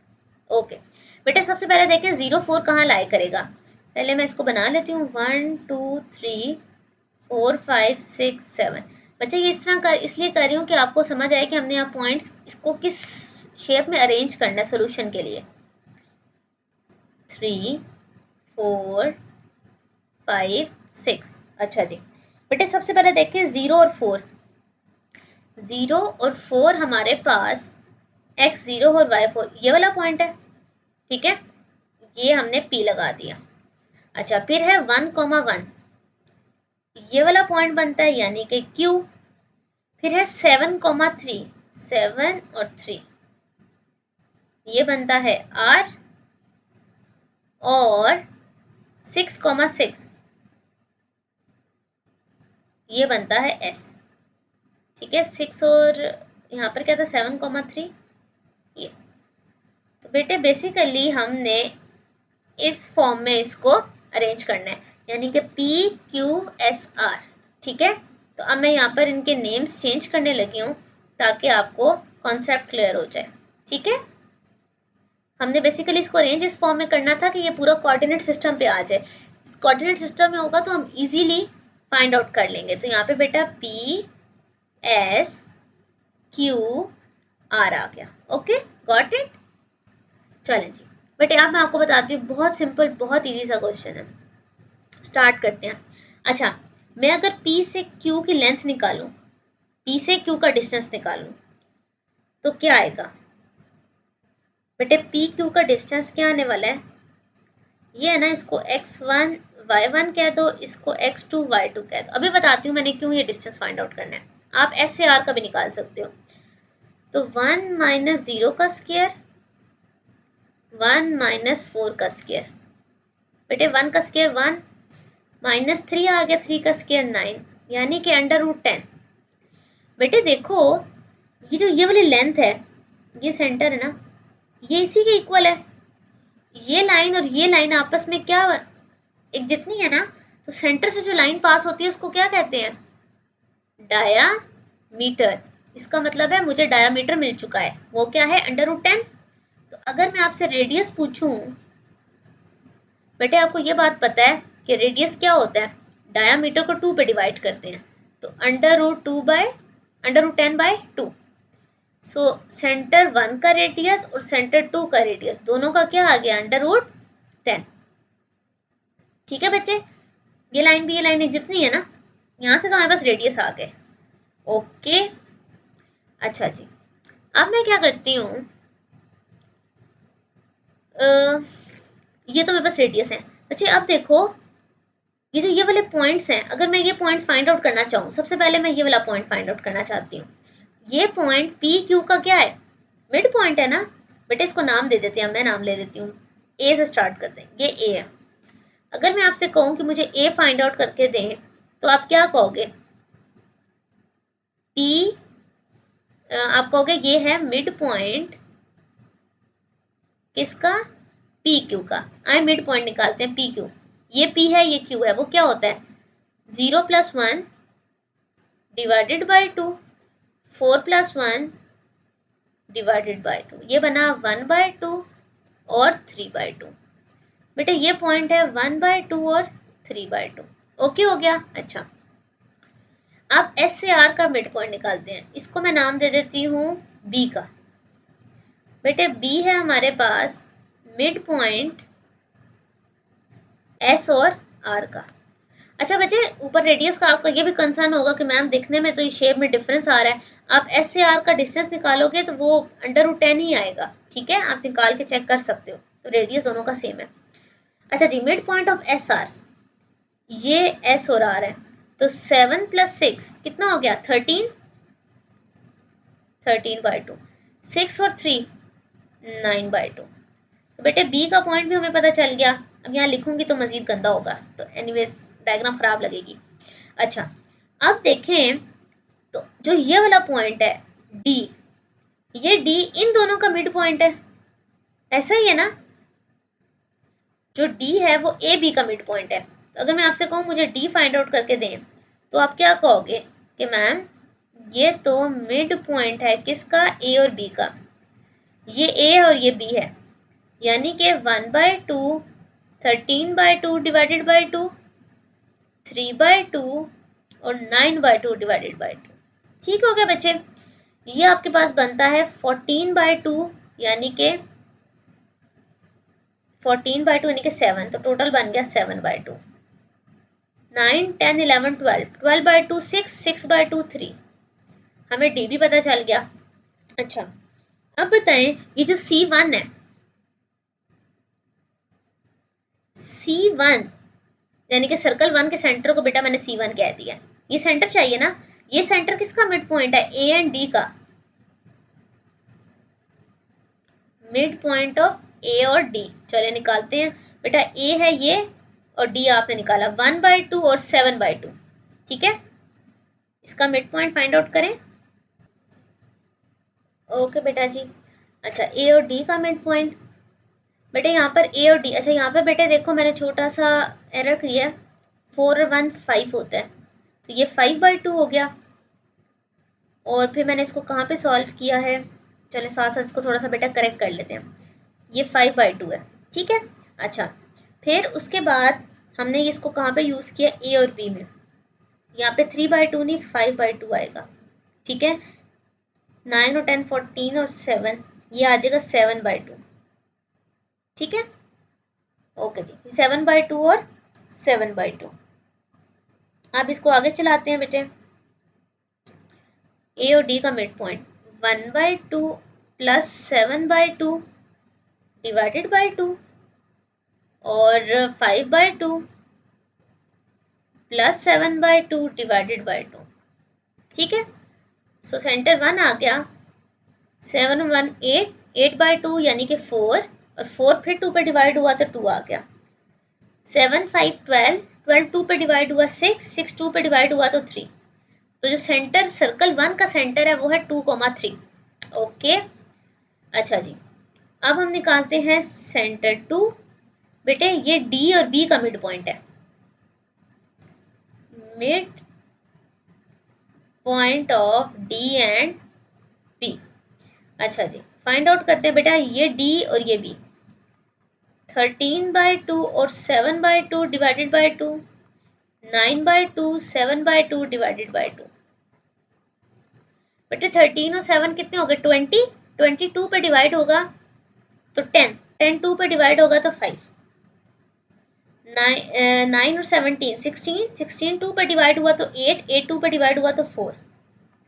ओके अच्छा जी हमारे पास दोनों सेंटर दो, अच्छा मैं इसका ना आपको दूसरा डिस्टेंस भी ले देती हूँ ताकि आपको कंफ्यूजन ना हो, पी क्यू ले लिया ना, एस से आर भी ले लें, ये एस और आर है, 6 - 7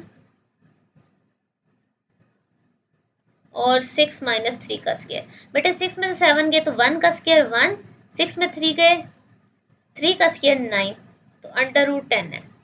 ठीक है, ये मैंने यहाँ पे लिखा था बट चले आपको कर दिया। रेडियस भी पता चल गया हमें, सेंटर्स भी पता चल गया। तो अब क्या इक्वेशन ऑफ सर्कल लिखी जा सकती है? यस। आप कहोगे इक्वेशन ऑफ सर्कल वो क्या होती है? x minus h y minus k का whole square is equal to r का स्क्वायर। तो आप कहोगे सर्कल 1 की इक्वेशन है, 2 और 3 आया था ना उसका आंसर, 2 और 3 सेंटर आया था और रेडियस √10 था। √10/2 रेडियस है, √10/2।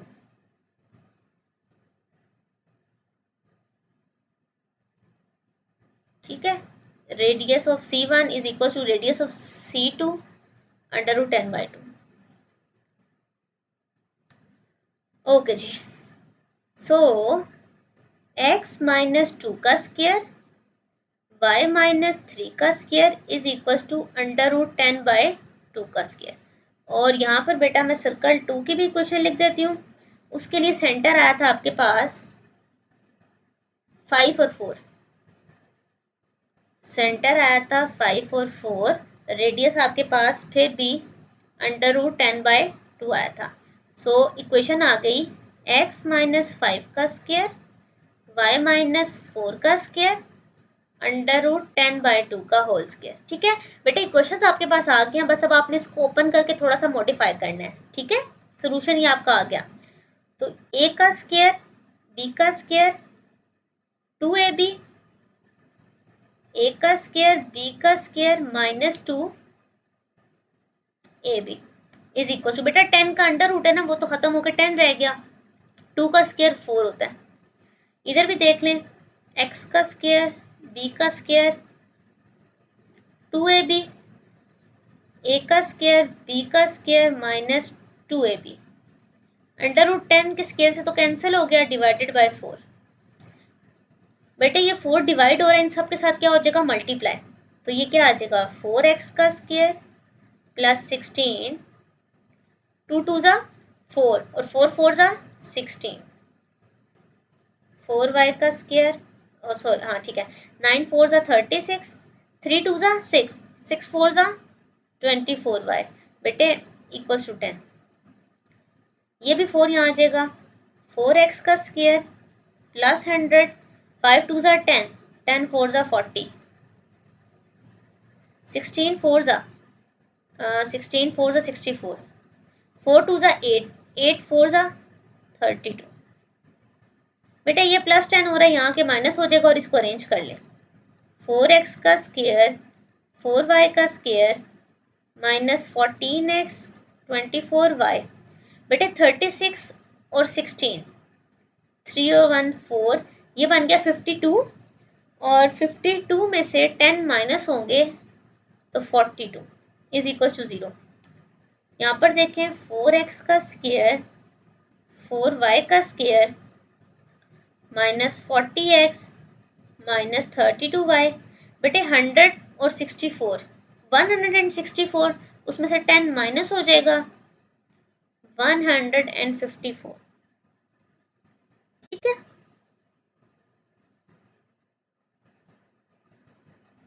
अच्छा बेटे ये भी आपका आंसर है। अगर आप चाहो तो इनमें कॉमन 2 कॉमन आ रहा है, 2 कॉमन लेके 0 पे डिवाइड कर दो तो 2 कॉमन आ गया, तो भी आंसर है। बेटे आप ये जितना मर्जी सिंप्लीफाई करो। So 2x square 2y square 7x 12y plus 21 is equal to 0।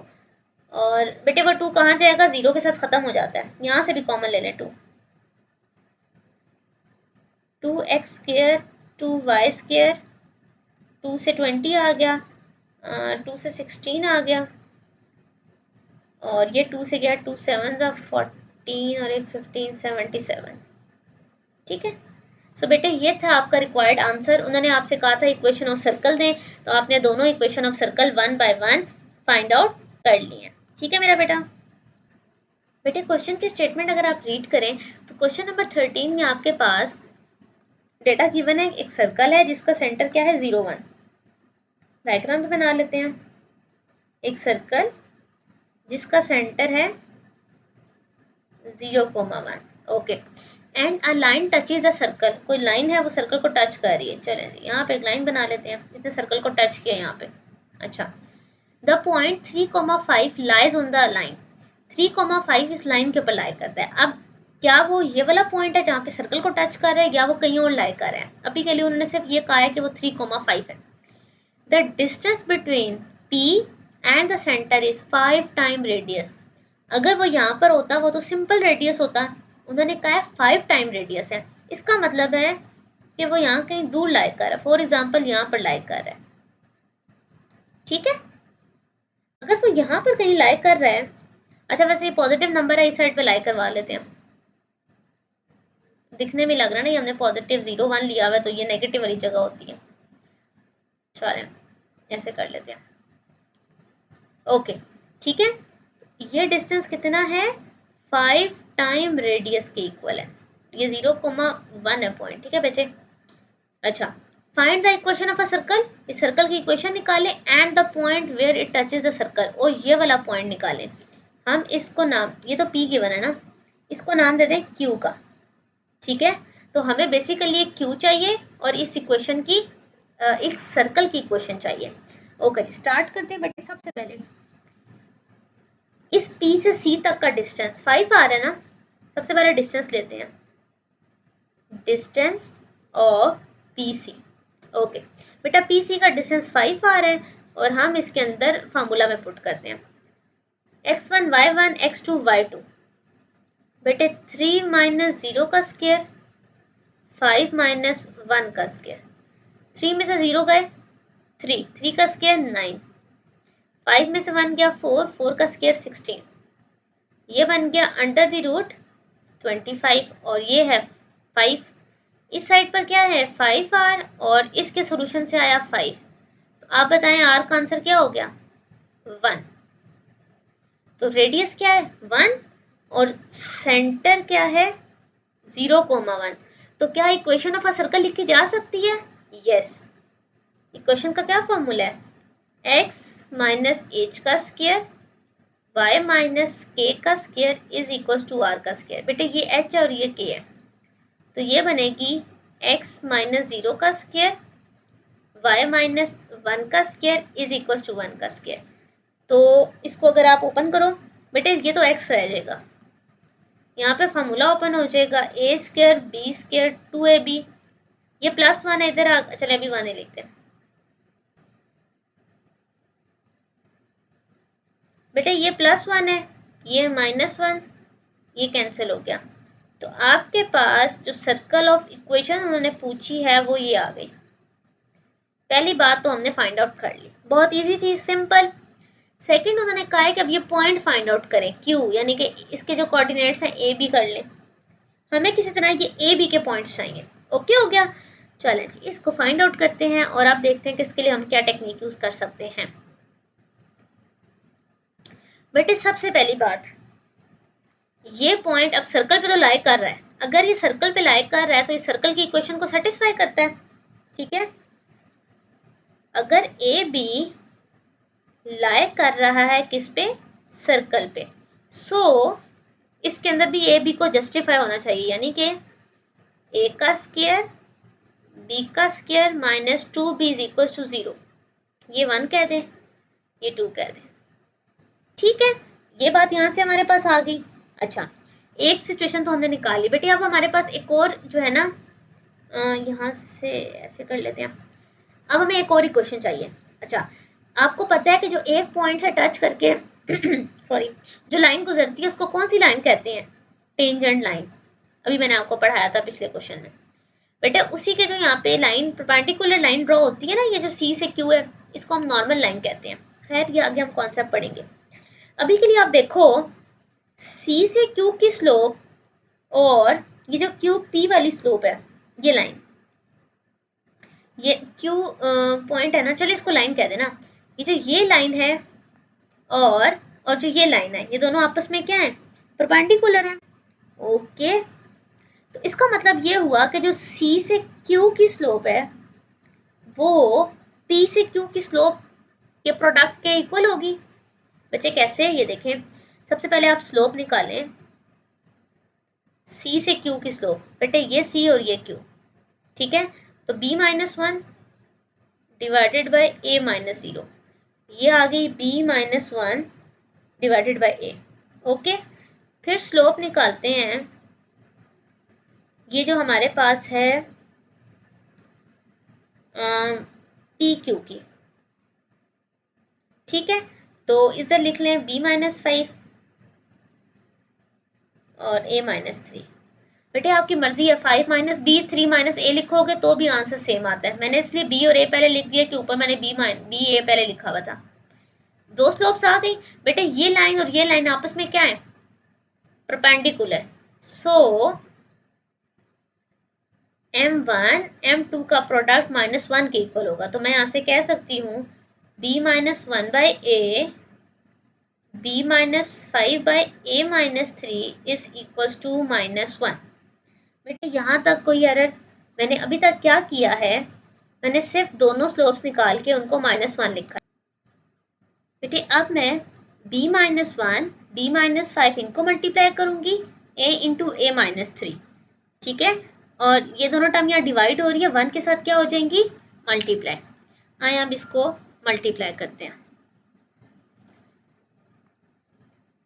बच्चे मेरे पास आ जाएगा b minus five b minus one था, तो b का square minus b minus five b plus five, और -1 के साथ a और a माइनस थ्री मल्टीप्लाई हो जाएगा, ठीक है। इसको अरेंज करते हैं, b का स्क्वायर माइनस बी, बल्कि ये 5 और 1 6 बी प्लस 5 और माइनस ए स्क्वायर माइनस थ्री ए, ये दोनों इस साइड पर आ जाएंगे। ए का स्क्वायर, बेटा ये माइनस है यहाँ, प्लस ए का स्क्वायर, माइनस है तो plus three a minus six b plus five equal to zero. ये आ गई इक्वेशन नंबर 1 और 2 लिखी थी ना, ये 3 आ गई। ओके जी, ये क्वेश्चन नंबर हमारे पास बचे कौन सी बन गई, क्वेश्चन नंबर 3। अच्छा, अब हम क्या करेंगे, अब इसको कंपेयर करो बेटे। ये क्वेश्चन नंबर 2 है, ए स्क्वायर बी स्क्वायर इसमें भी आ रहा है, ए स्क्वायर बी स्क्वायर इसमें भी आ रहा है। तो हम एक काम करते हैं, हम सब्ट्रैक्ट कर देते हैं।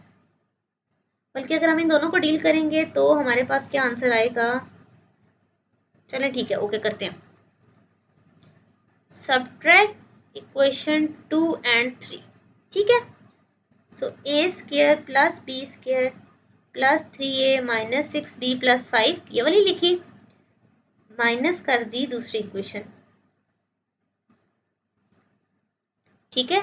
बता देती हूँ बेटे, a square b square minus 2b है, जब माइनस लगेगा इन दोनों के साइन चेंज हो जाएंगे और इसका प्लस हो जाएगा, ठीक हो गया।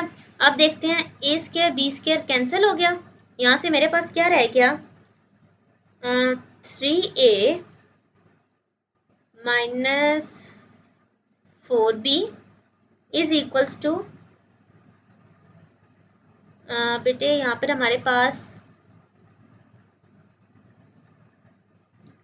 क्या टर्म आने वाली है, 3a माइनस फोर, ये 3 आ गया, माइनस 4b आ गया, ये 5 प्लस है, इस साइड पे माइनस हो जाएगा, ठीक है।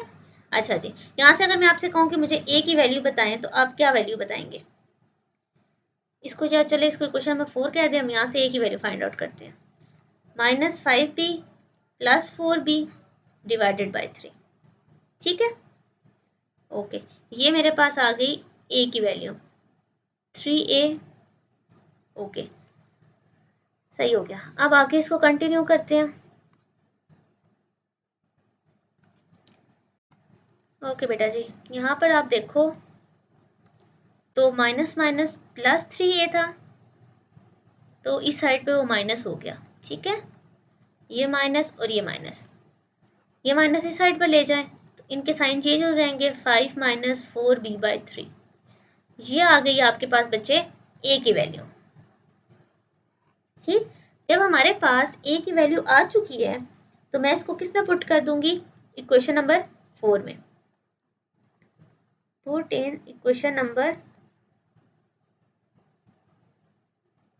अच्छा 4 में पुट नहीं करेंगे क्योंकि 4 से तो हमने इसको ड्राइव किया बच्चे, 4 में नहीं, पीछे वाली किसी इक्वेशन में पुट करते हैं। सो इक्वेशन नंबर 2 में पुट कर देती हूँ, a square b square minus 2b में। तो अगर मैं इसमें इसको पुट करूँ, ए स्क्वायर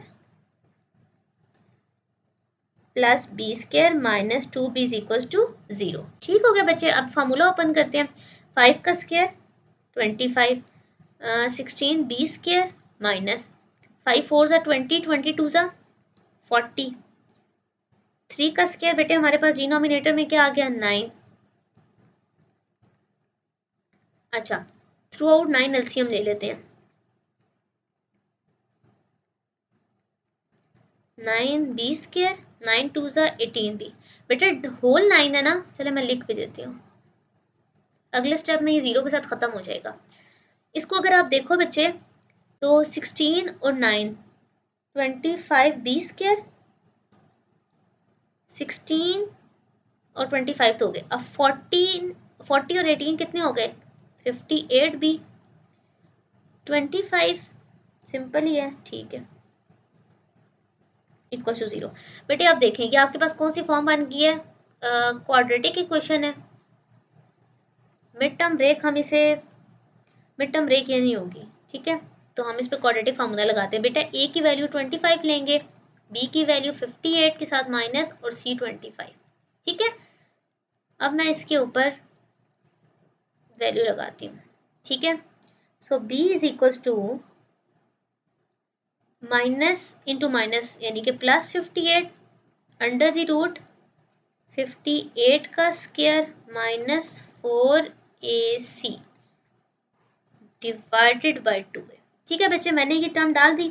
आप इस सारे टर्म को इकट्ठा कैलकुलेटर में पुट करें और मैं आपको रिजल्ट बता देती हूँ कि आपका आंसर क्या आएगा। ठीक है, सो बी आ गया आपके पास 29 plus minus 6 under the root of 6 by 25। ठीक है, ये आपके पास आंसर आता है। ओके जी, सो इसका मतलब है कि हमारे पास बी की 2 वैल्यूज आ गई हैं। अगर बी की 2 वैल्यूज आ चुकी हैं तो अब हम इन्हें सॉल्व करते हैं और चेक करते हैं कि ये क्या नंबर बनता है। ठीक है, ओके, अब हम इसे चेक करते हैं।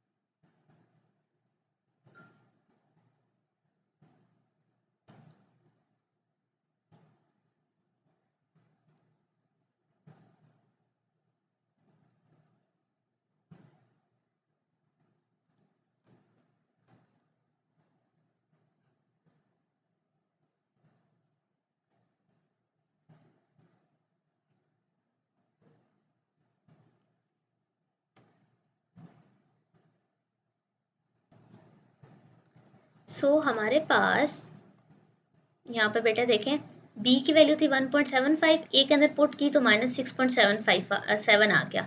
सेम b2 का आंसर था 0.57, ये कैलकुलेटर पे डाला तो बेटे आया। a2 में पुट किया तो हमारे पास 0.91 आ गया। तो आपके पास बेसिकली q के 2 ऑप्शंस आ गए हैं, इसको आप q1 या q2 कह लें। ठीक है, तो ये था हमारा क्वेश्चन नंबर 13। बेटे क्वेश्चन नंबर 14 जो हमारी एक्सरसाइज का लास्ट क्वेश्चन है, इसकी अगर स्टेटमेंट आप रीड आउट करें तो हमारे पास स्टेटमेंट में डेटा गिवन है, ये 3 लाइंस हैं 1 2 3, ये टच करिए सर्कल को, आपने सेंटर निकालना है और सर्कल की इक्वेशन निकालनी है। बेटे ये हमारे पास एक सर्कल, अच्छा सेंटर आपको पता है हम किससे डिनोट कर रहे होते हैं, एच और के से। और 3 लाइंस हैं बेटे, फॉर एग्जांपल ये 1, ये 2, ये 3, ठीक है। इनको नाम दे देते हैं बेटे। ये लाइन है तो एल कह दें, ये एम कह दें और ये एन कह दें, तो एल एम एन, ठीक हो गया। अच्छा बेटे अब आपको ये बात पता है, अच्छा चले ओके, हमारे पास ये आ गया। अच्छा अब आप देखो बेटे आपके पास ये लाइन है, इसके कोई पॉइंट्स नहीं गिवन और ये सेंटर है। अब यहाँ पर एक छोटा सा कॉन्सेप्ट यूज होता है बेटे, इंपॉर्टेंट कॉन्सेप्ट है। वो कॉन्सेप्ट ये है कि the distance of line from a point, ठीक है बेटे। देखें सी से एल भी रेडियस है, सी से एन भी रेडियस है, सी से एम भी रेडियस है, ठीक है।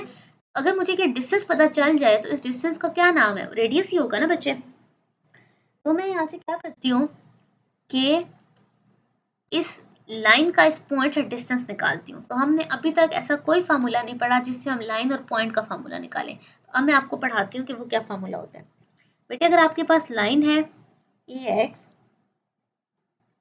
Plus b y plus c is equal to 0 और एक पॉइंट है जिसको मैं एक्स नॉट वाई नॉट कह देती हूँ, ठीक है।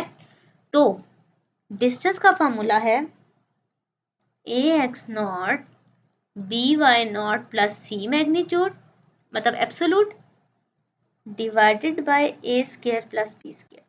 बेटे एब्सोलूट इसलिए लगाते हैं कि अगर अंदर टर्म सॉल्व करें और वो नेगेटिव आ जाए तो आपको पता है डिस्टेंस हमेशा पॉजिटिव होता है, तो हम उसको पॉजिटिव में चेंज कर देते हैं।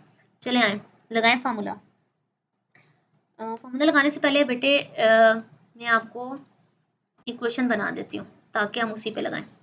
अच्छा यहाँ से अब आप देखो तो आप कहोगे सी से एल का डिस्टेंस सी से एन का डिस्टेंस इक्वल है सी से एम का डिस्टेंस सी से एल के डिस्टेंस की इक्वल है। बेटे आप एल एम एन आ गया और आप थर्ड चाहो तो वो वाला बना सकते हो कि सी एम और एन का कर लो कि सी एम का डिस्टेंस सी एन के इक्वल है, ठीक है। मैंने वो थर्ड कंडीशन नहीं लिखी, कोई से 2 यूज करने हैं तो मैंने ये 2 लिख दिए, आप ये वाला भी लिख सकते हो, फर्क नहीं पड़ता। ओके जी, सबसे पहले सी और एल का देखते हैं, ठीक है। सी और एल का सी है जी सेंटर के पॉइंट एच के यानी कि एक्स नॉट वाई नॉट ये है। एल कौन सी लाइन है, ये वाली, तो 2 इंटू एच, ठीक है, minus k plus 1 absolute divided by under the root 2 का स्क्वायर 4 प्लस 1, ठीक है, इज इक्वल्स टू, अब ये सी एन है, एन के साथ ये वाली एन है, ओके। सो एक्स की जगह क्या आ जाएगा, h minus 2 into k plus 4 divided by under the root 1 का स्क्वायर प्लस 2 का स्क्वायर, बेटे 2 का स्क्वायर 4 माइनस 2 का भी स्क्वायर, ओके जी। इसको मैं ज़रा आपको हाईलाइट कर देता हूँ बेटे, इसको मैं इक्वेशन 1 कह रही हूँ और इक्वेशन नंबर 2 कह रही हूँ। अभी मैं 1 वाले को सॉल्व कर रही हूँ, ठीक है बेटे। ये डिनोमिनेटर कैंसिल हो गया, क्या रह गया, 2h minus k plus 1 is equal to h minus 2k plus 4। Rearrange कर लेते हैं, रीअरेंज ऐसे करती हूँ मैं इसको बच्चे, ये h प्लस हो रहा है, इधर आके क्या हो जाएगा माइनस, चले यहाँ करके दिखाती हूँ आपको, 2h माइनस h, ये माइनस 2k है, इधर आके प्लस 2k हो जाएगा, ये प्लस 1 है उस साइड पर जाके, ये सारे इधर ही रख लें, माइनस 4 हो जाएगा, ठीक है। ये प्लस 4 है इस साइड पर आके minus 4, this term whole is equal to 0, बेटे यहाँ h रह गया, यहाँ पर k रह गया, minus 3 is equal to 0, equation number 3, ठीक है। यहाँ तक पॉइंट क्लियर हुआ।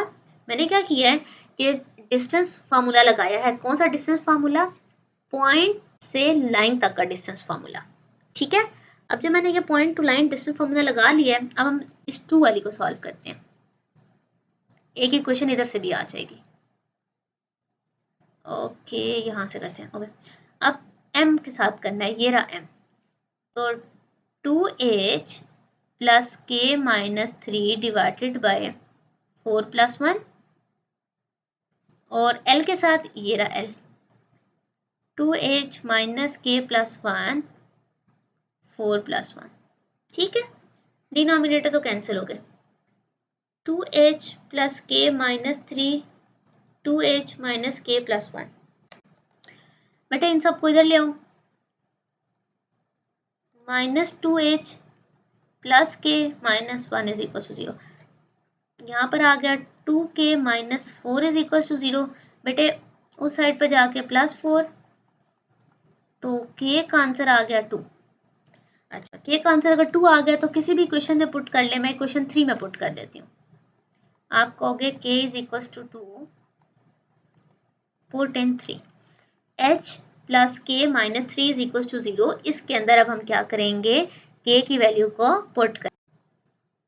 हाँ जी, इसमें पुट करते हैं h + k - 3, h + k - 3 = 0। k का आंसर 2 आया हुआ है। बेटे 2 में से 3 गए -1, h = 1। सो हमारे पास सेंटर आ चुका है h, k, यानी कि 1, 2। गुड। अच्छा, अब अगर मैं इक्वेशन लिखना चाहूँ तो मेरे पास रेडियस सिर्फ नहीं है। अगर मेरे पास रेडियस नहीं है बेटे, तो अगर हम यहाँ पे रेडियस, अब अगर हमें रेडियस चाहिए तो बेटे किसी भी एक साइड से आप डिस्टेंस ले लो। देखें, C से N, C से M या C से L, कोई सा भी डिस्टेंस लोगे, क्योंकि अब H और K तो आ चुके हैं हमारे पास, तो हमारे पास वो रेडियस होगा। ठीक है, सो मैं लेती हूँ यहाँ से, कौन सा लें, CL ले लेते हैं, वहाँ से रेडियस आ जाएगा। ओके जी, so 2h - k + 1 divided by 4 + 1 = r।